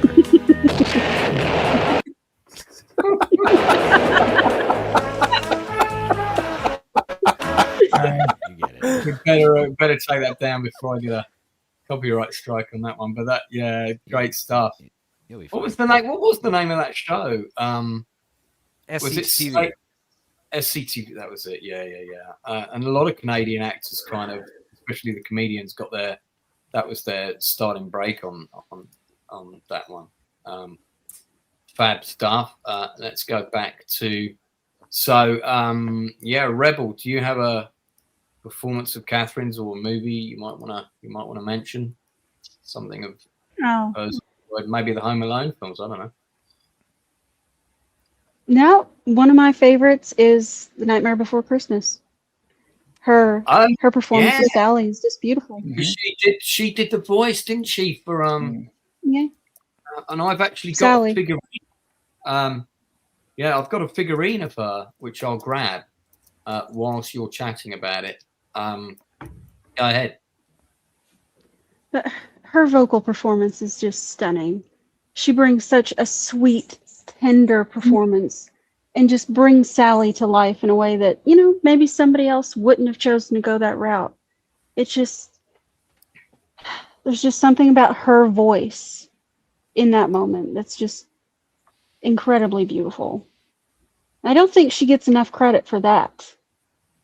No, and she wasn't that well known when she did this, because that was back in 1993. So this is quite early on in terms of her career blowing up and people knowing who she was. This is quite early days. But good pick. you're right. She doesn't get enough credit for this. So that's a great one. Critic Al, do you have one? I do. I am going to go Home Alone. And the reason I'm going to go Home Alone is because I'm sure that you remember the spider in Home Alone as much as you remember I do. the performance of Kate. Well, I used to keep the exact spider that crawled across Daniel Stern's face. I don't have that spider anymore, and I was just trying to find a picture of it, and I can't find it. When you say the exact spider, do you mean like that spider was yours and it's somehow... No, the same species of spider. Yeah, that's, which is a Phonopelma semani, and a Phonopelma semani is the Costa Rican zebra leg. What I have here is close, and this is Grammostola polcapes. Hold on. Let us enlarge the screen. So, oh my word! Oh my goodness! God, it's all happening on the Outcast Creative channel. Damn, that's why we talk about Al's hairy spiders in the opening titles. So she's only about half grown at the moment. Right. She does seem very comfortable with you, has to be said. Half grown meaning she'll be twice the size. This could be the moment that a YouTuber gets attacked by a spider live on. No, sorry, I don't want to wish that upon you. Most spiders are fine. You just have to respect them and not upset them too much. Right. She's beautiful. But she's lovely. She's I've had this one like for about 10 years now. They grow phenomenally slowly, this particular species. Grammostola pulchra, the Brazilian black, can take 15 years to get to adulthood easily. Last time this girl... Super excited. I've never seen a girl spiders and tarantulas. About spiders before. Yeah, you're a strange cookie. Yeah. That is big. Yeah, she's a good girl. She's nice and calm. She'll just sit there now if I want. She's got some grey hairs there, I think. Yeah. This is called a mirror patch. This is a dense... she's actually laying down some thread. I don't know if you can see it on the camera. She's laying down a little bit. Hold her up a bit. She's laying down a little bit of silk. You can just see it coming out of her spinner up here. Yeah. I feel like she was posing there a bit. But yeah, she's a chilled spider. South American. Yeah. So that's the closest I've got to the Home Alone one. Right, and of course that's why you like Catherine O'Hara in Home Alone, because there's a big spider. I was going to pick Beetlejuice, to be honest, but I need an excuse to show Beetlejuice is like, I almost picked Beetlejuice too because she's so funny, and Beetlejuice is like, can you please not do that? That's my sculpture, and not like mine. Like I bought it, like it's my sculpture. I made it. He's like, where do you want it? Just put it on the table. Yeah, she's very good in Beetlejuice, and again, she got to star with Jeffrey Jones in that again. Yeah, kind of like how Edward Scissorhands makes fun of, suburban middle-class Americans. Beetlejuice really makes fun of, like, up-class yuppies from New York. So and obviously there's a spider in Beetlejuice as well, but it's just a Cucurcania hibernalis, which is like an American house spider, basically. Right. Anna, do you have a favorite Catherine O'Hara movie or performance? You bet I do. I don't know if any of you remember this one or were the target audience, but there was a little film called Penelope that came out in 2006. Christina Ricci? Yeah, Christina Ricci, James McAvoy, and I think Reese Witherspoon was in it as well. And Catherine O'Hara. Fun movie. Christina Ricci has a pig nose, right? That's the movie. Yep, that's exactly it. Is that she's a good one. There's a generational curse on the family, and so Christina Ricci is born with a pig nose that can only be broken if she finds another person of status, because they're like a blue blood family, to love her. And Catherine O'Hara plays the overbearing, like well-meaning but overbearing mother who's trying to do all of this stuff, is trying to set up other gentlemen of quality to marry her daughter without them ever seeing her pig nose, which it's quite a cute little pig nose. Oh, I forgot Peter Dinklage is in it. I forgot Peter Dinklage was in it as well. Yeah, that's right. He's this investigative journalist who keeps trying to get pictures of the daughter because he's heard rumors of a pig nose, and so I think there's a running joke where he keeps fitting himself into little spaces. The scene with the boat. I remember this scene. Yeah. But yeah, I thought Catherine O'Hara was excellent in that because all of her scenes are so funny. But it's a lighthearted movie, but it's quite heartfelt at times, and there's a good balance between, you know, a mother who's not really getting it and doesn't really get where she's messing up with her daughter, but she does want the best for her daughter in a way and for the family's reputation. And she's just so funny always. I think at the end, the witch comes back to put a spell of silence on her for a while to, you know, get her to try and grow up a little bit as a mom. But anyway, I quite loved that film. Since I was 12 at the time, and I was right in the target range for a cute little romance comedy film like this. I went out with my friends to see it in theaters, and we had a fun time. Yeah, well, in chat, what was your favorite Catherine O'Hara movie or role? It might have been her role in Schitt's Creek. I know a lot of people really got into her. She's just so wonderful in that. Mr. Northern, B-starred. Do you have a favorite Catherine O'Hara performance? Have you seen all the Christopher Guest movies? I have seen Best in the Show. It's been a while ago, but I don't remember actually making me laugh every time she kept bumping into these like old boyfriends she used to have a fling with, and Eugene Levy is kind of like wondering what else she can do, but she never makes this character very unlikable. She's like, no, you still like her character. That was quite a feat, actually. Yeah, she was still a very likable character. I mean, they didn't really make her nasty or mean to her husband. She actually obviously does love her husband. She just had this little past, and she just can't. She just seems to have the misfortune of he has the misfortune of having his wife bump into all these guys that she previously had flings with, but. Obviously, Home Alone as well. She does play a very good part as the mum who's pretty much willing to. Who even says she would make a deal with the devil herself just to get back to her son. And yeah, she's very funny, but at the same time, you do kind of sympathize with her as well. You know, she's like she'll do anything. She's pretty much selling all of her possessions just to get enough money to get back to her son as quickly as she can. And she's a very good comedy actress. People forget that I never really thought of her as a comedy actress, just an actress in a film that I saw, but then I saw her back catalogue, and yeah, she has got tons of, she's got a really good comedy background there. I did not know how big she was in that kind of field. I love her scenes with John Candy in Home Alone. I rewatched it this Christmas. And he's the devil in that movie, you know, right? Well, in theory, yeah. But I forgot how key those scenes are to making that film work. Yeah. But if he's the devil and he agrees to take her home, what's her penance? She goes to hell when she dies. She sold her soul I will sell my soul to the devil himself to get to wherever she says, you know. And then he shows up. He plays the clarinet, which is what the devil plays, also the clarinet. He says he's in a band, and he shows up at the crossroads. They're literally at the crossroads where you make the deal with the devil. Yeah, dude, it's funny. I also love Catherine O'Hara in For Your Consideration. There's another Christopher Guest movie where she's there. I have not watched that yet. That one with Ricky Gervais. Yeah, they're making a movie called Home for Purim. Home for Purim. Yeah. Yeah, and obviously Beetlejuice as well, where she's basically trying to be this artist. She's kind of got a little bit of a high opinion on herself, but sculptures are just terrible. They are. She's not the great avant-garde artist she considers herself. Ringing. Who's operating an air conditioning system or something? What's going on? No, I've just got a spider on my head. No, someone's got a phone ringing or something. Please mute yourself. No, not me. Wasn't me. Me.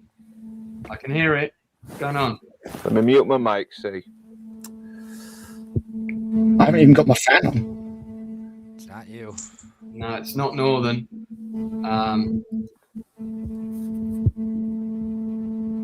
It's Al. Really? I'm not making any bloody noise. Mute Al. Yeah, I muted Al. Problem solved. There we go. Okay, let me unmute guests. Yeah. It's the NSA. Turn your mobile off. I've got some other choices to cover. and then we'll see if we've got any time left for other things. Does anybody else want to say anything else about Catherine O'Hara before we move on? Just I thought it was really nice. Macaulay Culkin's tribute to her was really nice. Fantastic. Yeah, just really. I mean, she probably was more of a mother to him in some ways than, because his actual parents, he had to take them to court, didn't he? He did, to get his money, because they were busy spending it all. Yeah, that messed him up a little bit, because after that, I'm glad he's where he is now. I'm glad he's. No, me too. And I actually really liked him in Fallout. Thought he was great. Nice little role there, and it's just good to see, because his brother's obviously gone on to have a really interesting career and had some great roles. I first saw him in the better actor. Sorry, but he is. Yeah. I first saw him in Scott Pilgrim. I was just blown away. He's so good. Yeah. No, I mean, you could argue that the second brother is a stronger actor, but I would like to see what Macaulay Culkin does with a script the same quality as what's the show called, the one with all the rich people in it that we hate, not Generation, what's it called, the role that made his career, the show with all the rich people, the really rich people, the family, won all the awards. My God, why can't I remember the name? I don't know. You just said he's the better actor. Well, you can't say that. Kieran Culkin, yeah, he's a better actor, but I don't know about something about the rich parents, though. I mean, no, not rich parents.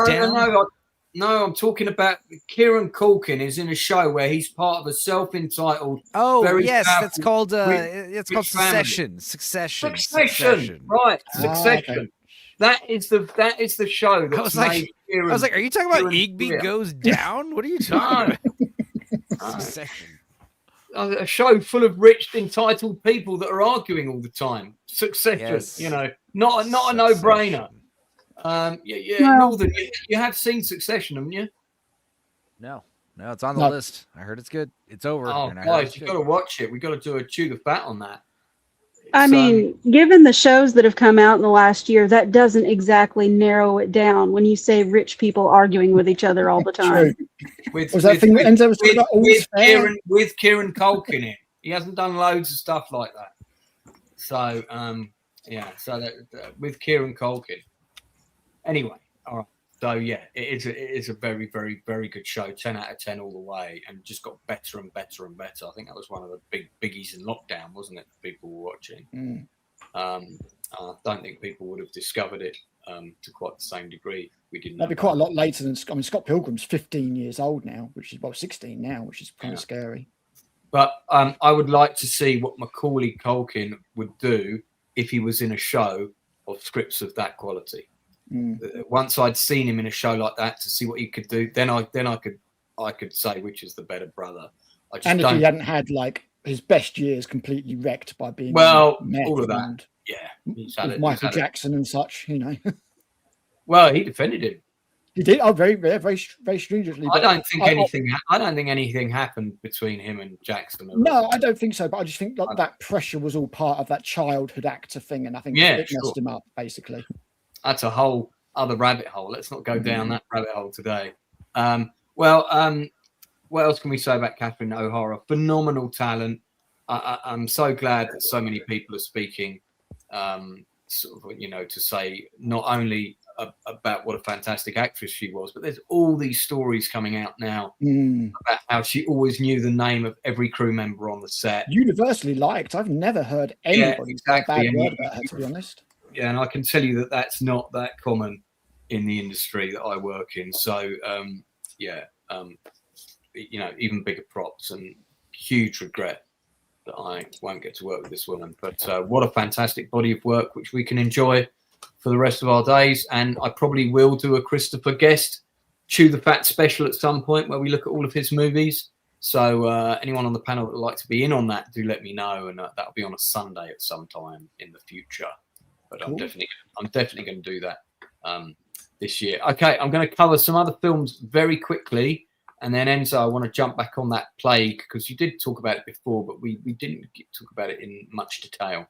So I'm going to put the sound timer on for me, and I'm going to cover these films in the allotted time. Okay, so first up, this is a film that I've had in my DVD collection for absolutely eons. Haven't really talked about it before. It's called Kefalonia. It's set on the island of the same name in September 1943. That's when Italy surrendered to the Allies. And then what happened is, of course, the Germans were previously the Italians' comrades. The German commander on the island betrayed the Italians, rounded them up, and had a whole load of them executed. And it's basically about the events leading up to that and all the various things that happened. It's got a score by Ennio Morricone. It's not a particularly well-known film. It was released by the Odyssey label, which was sort of true. Odyssey did a lot of true crime TV movies that they released onto VHS. This came out in 2007, so it was more the DVD era, but it was a film that I had in my collection for absolutely ages, and I didn't watch it for a really long time. Well worth watching, particularly if you've got a historical interest in World War II, which brings me on to my second choice, which I also watched today, which I'd also had in my video collection for forever and only watched it for the first time today. The UK title for this is 1944, The Final Defense. It's a Finnish feature film about the last battles in Finland against Russia in World War II. It tells the story from multiple characters' viewpoints. So this is kind of like Finland's version of The Longest Day. It's that kind of movie. Lots of different battles in different places with different characters. Some of them die, some of them don't. Where it's successful is there's a lot of money spent on this. There's a shitload of tanks and it's all practical effects, lots of big battles, that kind of thing. So if you like that kind of stuff, you're going to like the movie. The acting's not bad. There's another film called The Winter War, which covers more the war as a whole, seen from the point of view of one Finnish platoon. That's a much stronger, better acted movie, but this one is not bad. And I finally got around to watching it today. I'd give it a 7 out of 10, but you know, there's lots of toys in it, so it was interesting to watch. Somebody asked me if I've watched The Night Manager, the latest season. I have. I've seen all of them except for the last episode. The main reason I like this show is I think that the writing is pretty strong. The acting is good, but the characters don't always convince, and some of the situations feel pretty unrealistic. So you kind of have to buy into a fair bit of plot armor bullshit. But Hugh Laurie reprises his role in the second season, and he completely steals it. For those people that haven't seen it, it's inspired by a novel by John le Carré, who's a very famous kind of mystery thriller.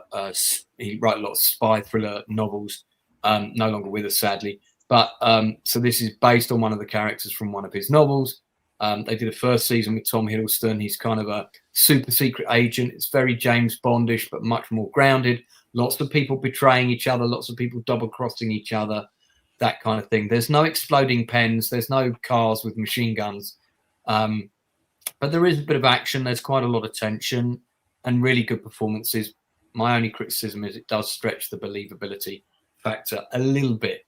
I give the first season of this a solid 8.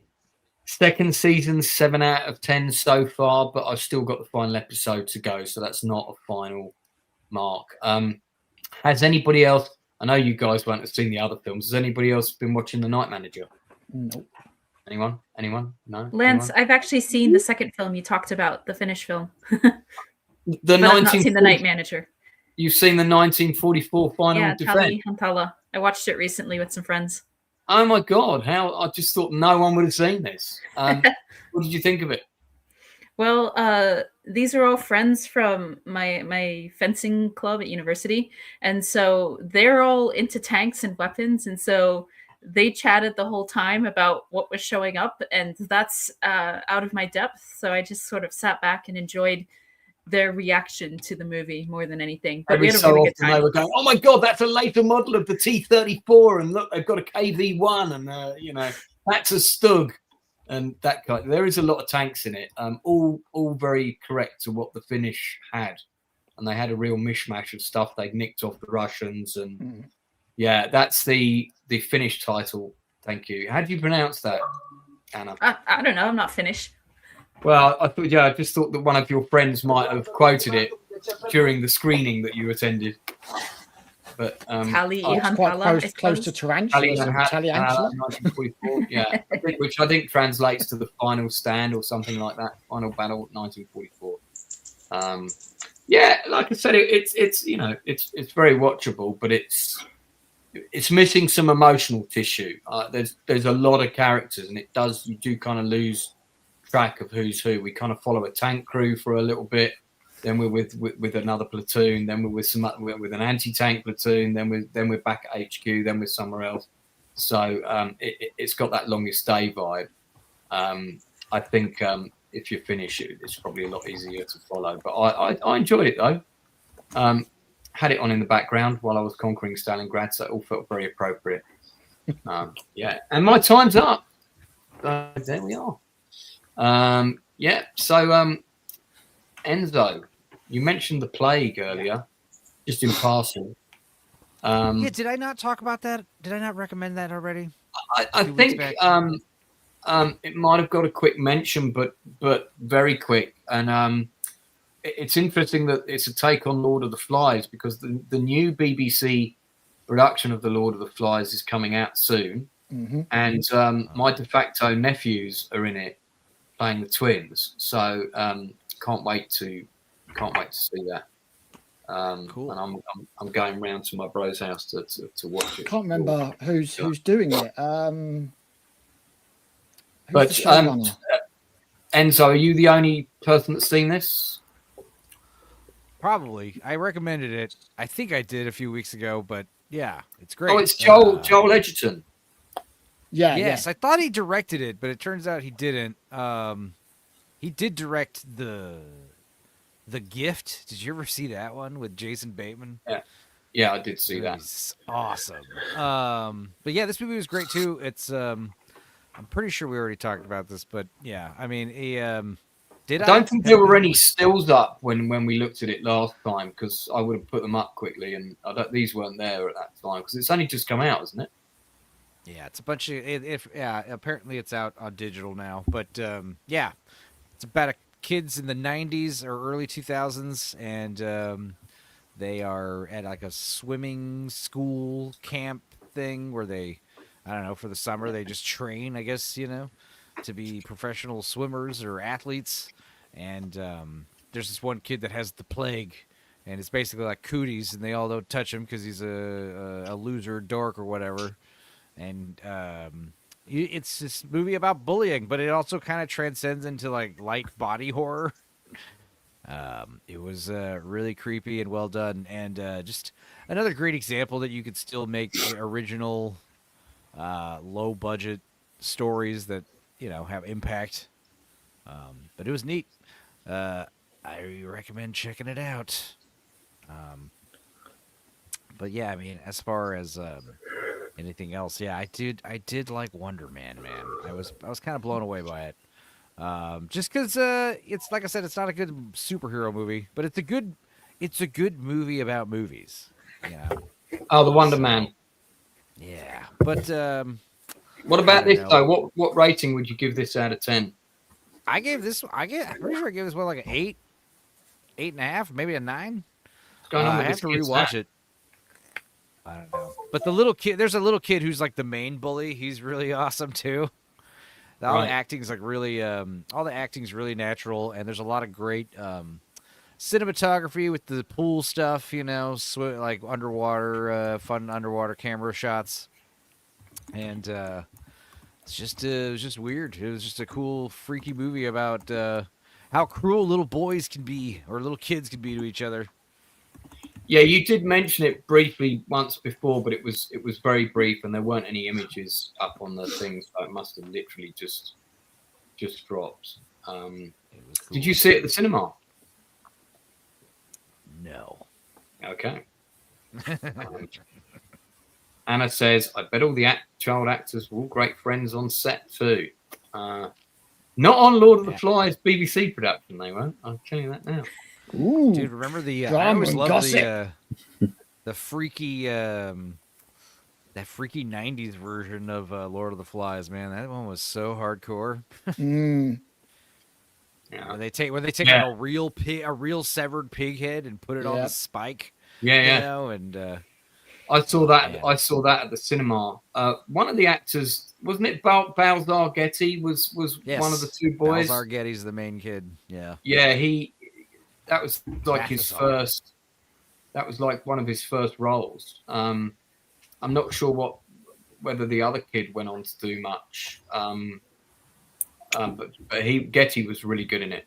Yeah, that was hardcore when they dropped the rock on Piggy's head. And you just hear it like split in half, and Piggy goes splat. Yeah. Oh, I remember when they stabbed the kid to death on the beach because he's running with the glow stick. They're like, "It's the beast." It's just like Jesus. It was hardcore, dude. Great book. Great book. The Plague is not as hardcore as Lord of the Flies. It's just crazy. I read Lord of the Flies at school. Does it end the same way as the movie with the military guy landing on the beach? Well, and suddenly in Lord of the Flies, the book, it takes place in like the olden days, right? And then the '90s one was cool because it was modern. Post-World War II evacuees, basically, in the book. Oh, okay. Yeah, if it was post-World War II, then it's possible the military shows up. How does the book end? Originally? It ends with the military showing up and what's the leader of the bad boys? Jack? Yeah, Jack. Yeah, like breaking down as he realizes what's happened and I remember crying in into the movie officer's chest. Yeah, in the '90s movies version, it's Muldoon, I think, from Jurassic Park.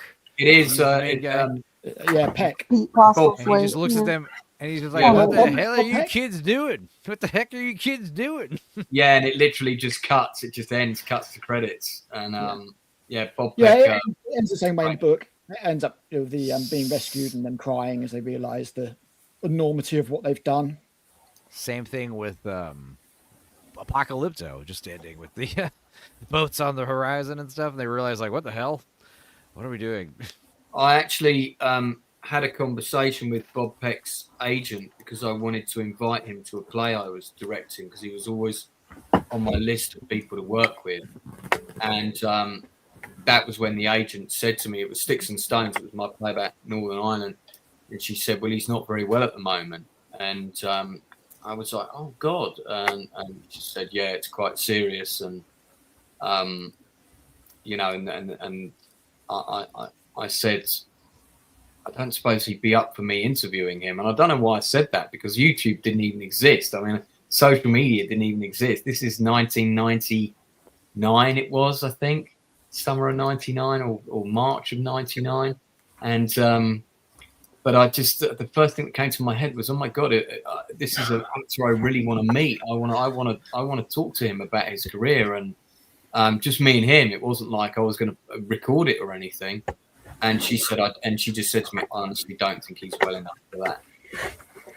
She didn't just turn me down. She just, and that's when I realised how serious it was. He was a phenomenal actor. Most of you have probably seen him in Edge of Darkness, which was remade, I think, with Mel Gibson at one point. But it was a 3-part BBC drama about a man whose daughter is like a civil rights green activist, and her and a load of people raid a nuclear installation, and they go via the sewage system, and they open the affluent, and all of them get drowned, and it's about him trying to uncover the cover-up of that.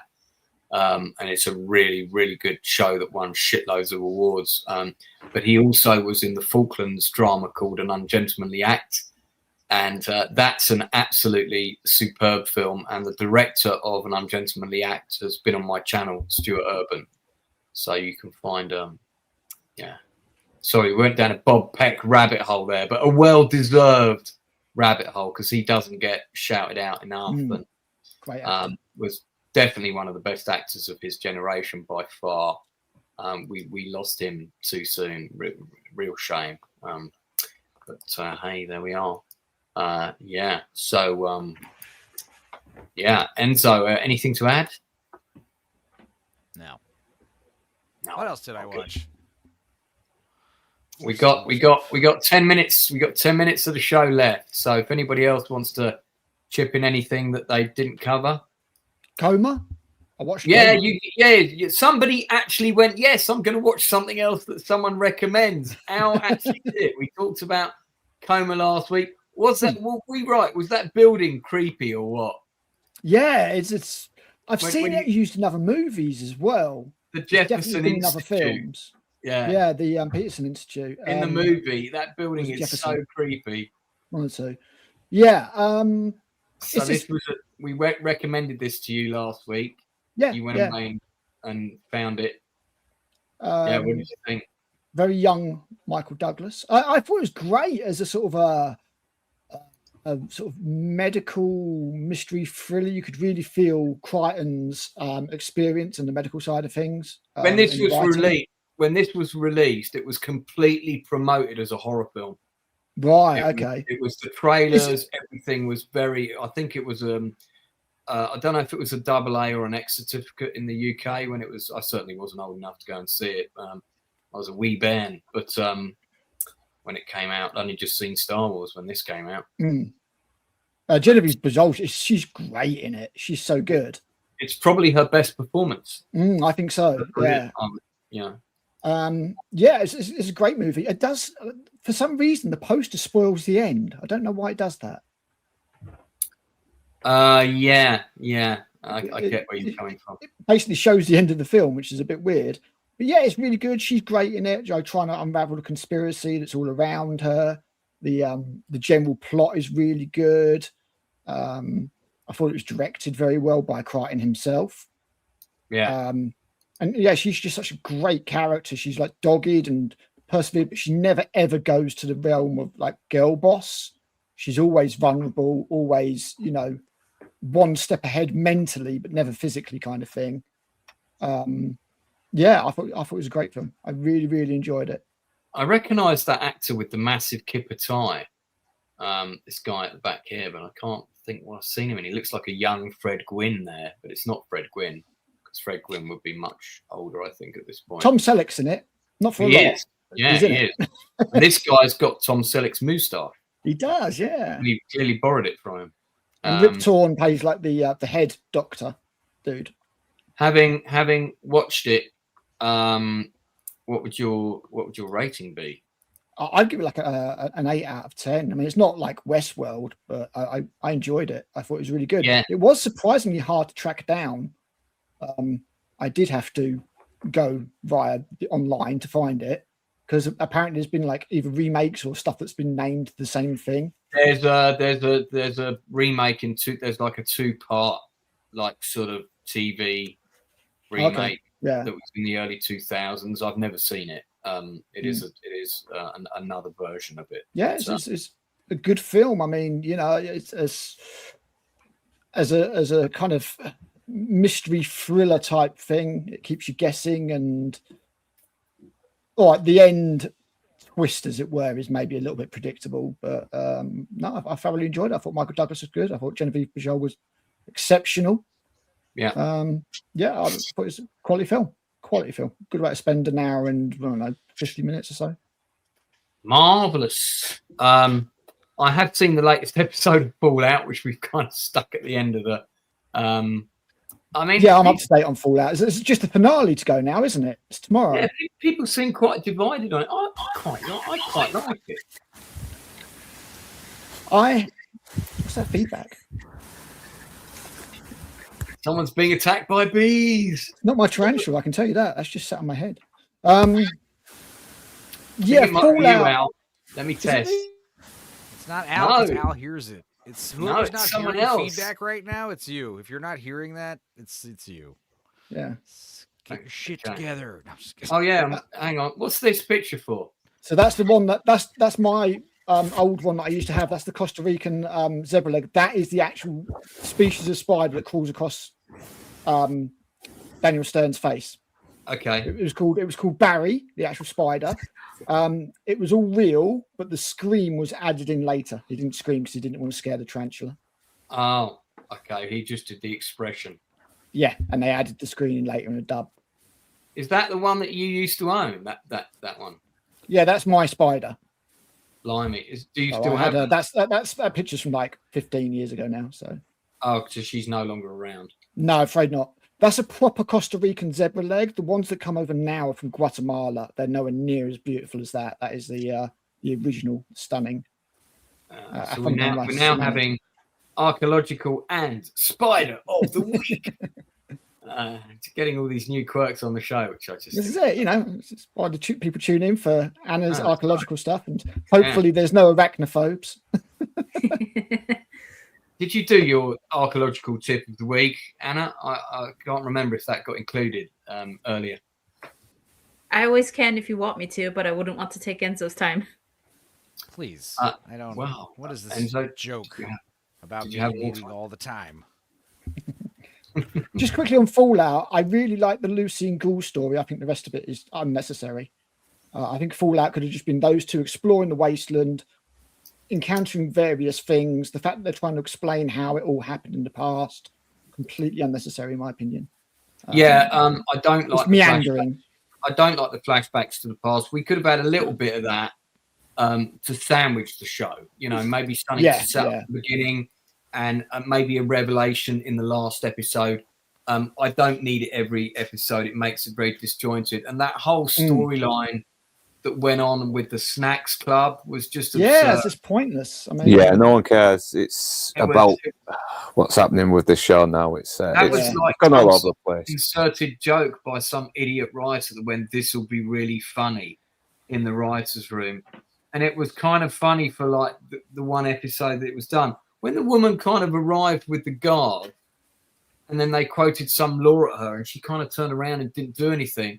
That would have been the point where I would have clicked my fingers, and the guy would have got machine gun. So I don't know. That was all just a bit shite, wasn't it? I mean, it's meandering. That's the problem. It's 2 seasons in now, and I'm like, right, you've got all these different things that you're trying to tie up. How many more seasons do you think you're going to get? I'm worried you're not going to manage it. Where if it had just been Lucy and the Ghoul wandering across the wasteland looking for a certain goal, they could encounter things, and it could be like a 1 per episode thing. It just seems like it's trying to do too much to me. But I think it's well made. I do think it's well made. Yeah, or just each episode, maybe, follow one character for that whole episode. Then let's have another. Possibly, It does that. What do they call it? I watched a review, and it was boomerang storytelling or hopping around storytelling or something. It's doing that basically. Yeah, no, I don't like that too much. Pain in the ass. But Fallout is currently available if you wish to watch it. On as I said, the finale's tomorrow, so we could always talk about the whole season next week, I guess. Yeah, maybe let's save a big digest. Does it save itself or not?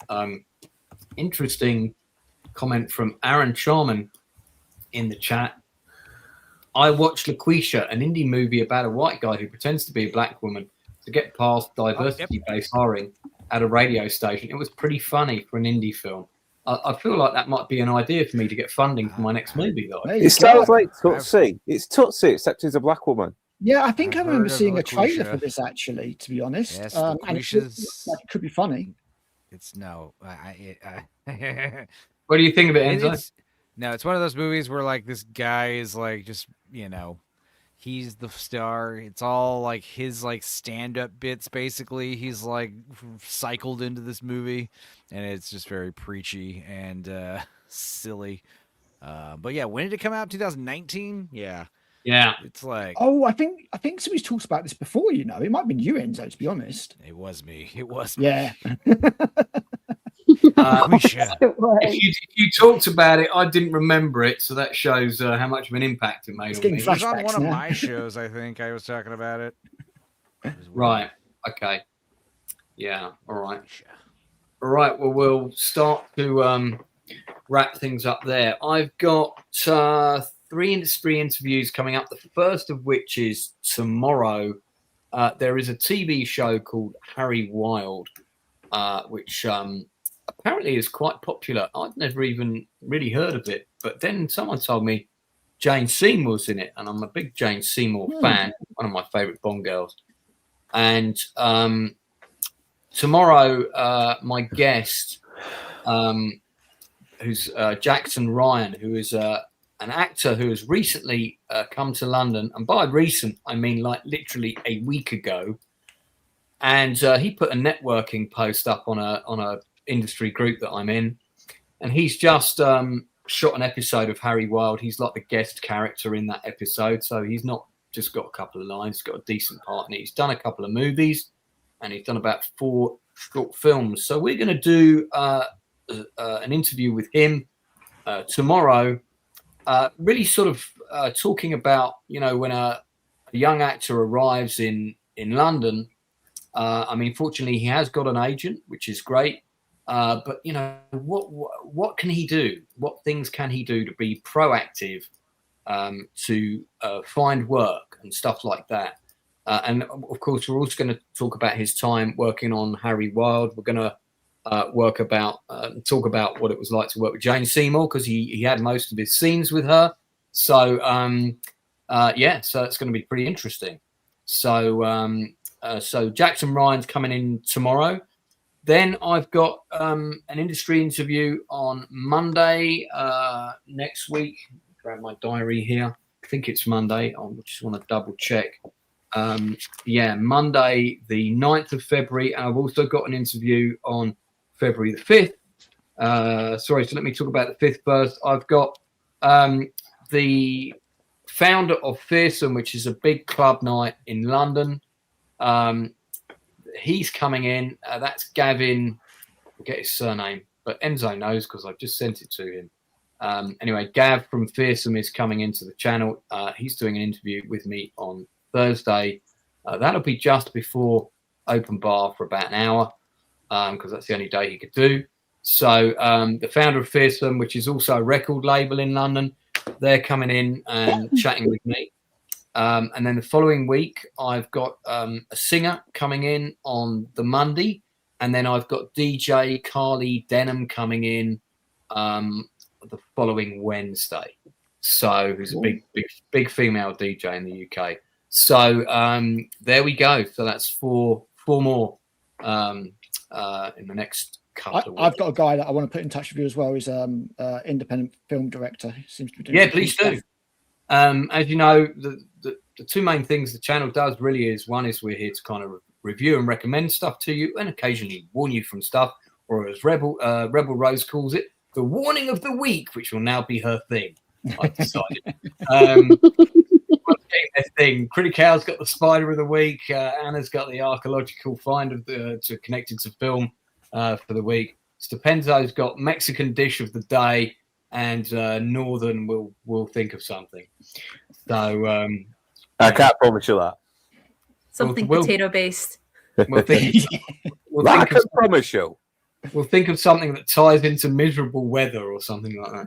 You could be our very own Samwise Gamgee and tell us all different ways to cook potato and prepare it. Miserable potato weather. Now that's a thought.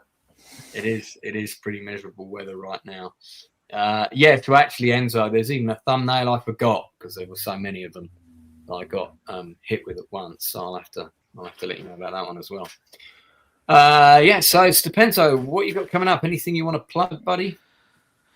Tomorrow's movie is that Time Rider movie I was talking about. Oh yeah.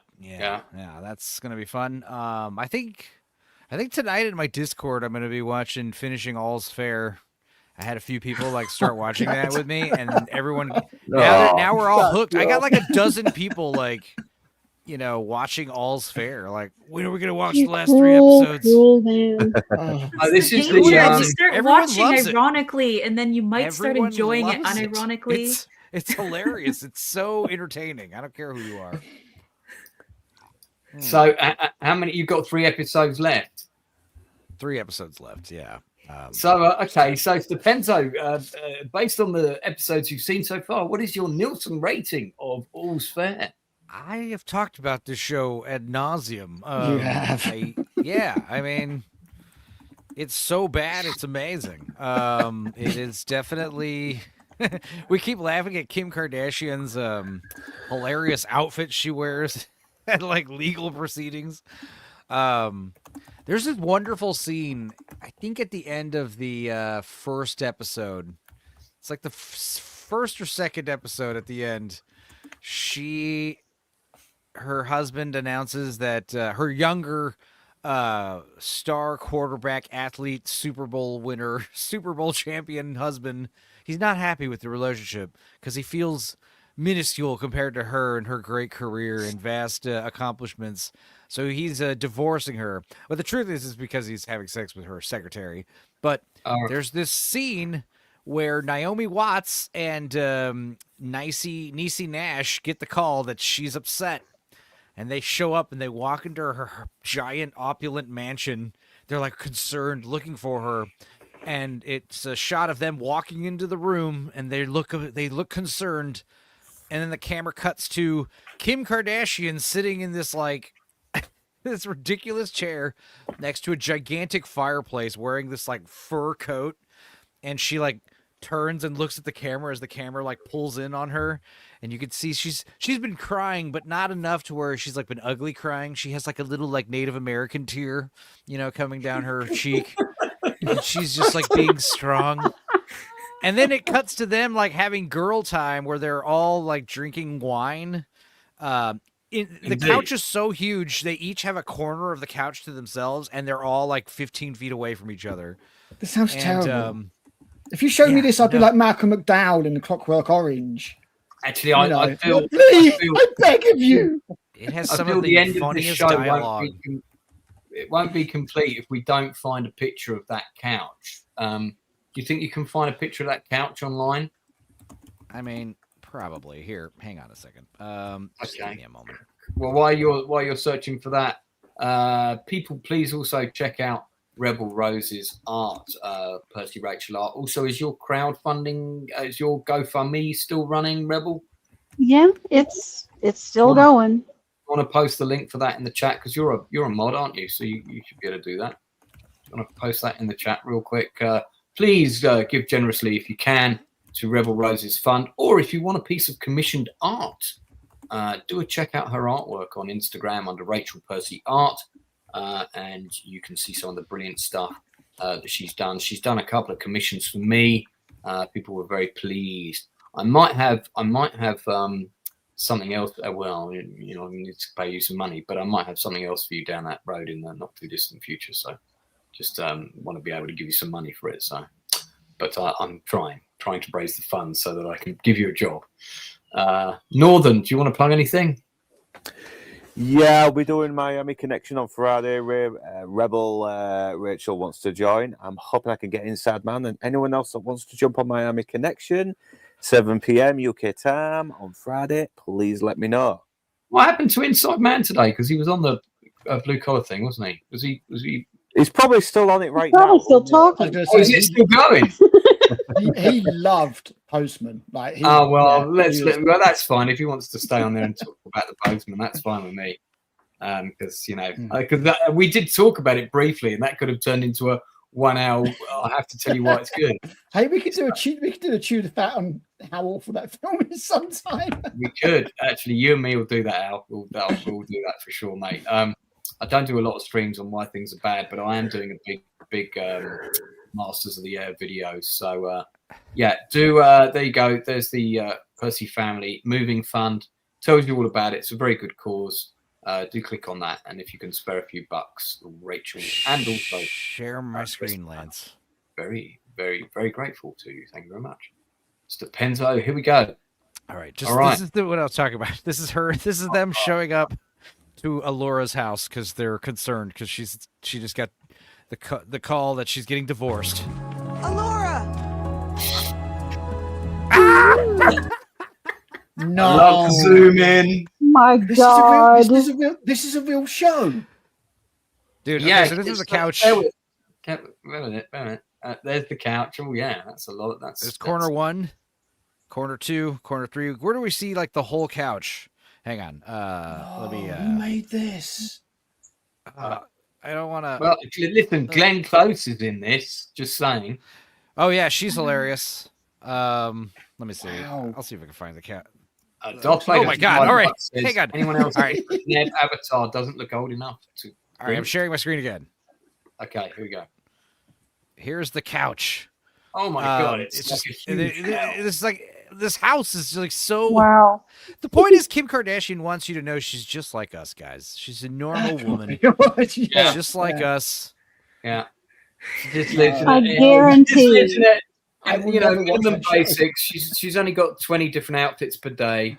There's no one normal who has a white couch. How are you keeping it clean? Not on this planet. I guarantee she put her wardrobe in the contract. She's taking all that crap home. I guarantee you. Oh yeah, no, absolutely. That's usually. I mean, it's like Tom Cruise. He always gets to keep the bike. You know, those that he doesn't drive off a cliff. Yeah, that's a true thing. Like that film Oblivion that he did, the sci-fi movie. No, he's bombing around the planet on that bike and loads of shots. Well, yeah, he said, I'm keeping. That was mainly filmed in bike. You got to keep the bike on that. I like that film. I do. I like Oblivion. I saw that at cinema. I really like that film. One of my favourite scores of all time. Good score. Yeah. Brilliant. Critical, what you got coming up? Well, I am currently editing the Jurassic Park video. You literally look like you are editing it now.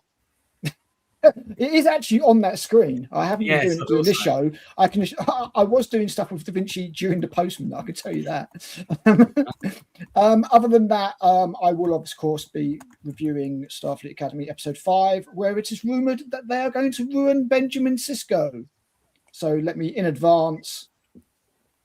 Okay, because that is hallowed ground, and if that happens, I will be angry on that review. That's interesting. I might have to watch that episode because I'm quite precious about my Siskos. So we'll see. Last but by no means least, Anna, my favourite cousin of all my cousins, not so distant, but just distant from here. Can't quite reach you behind the screen there.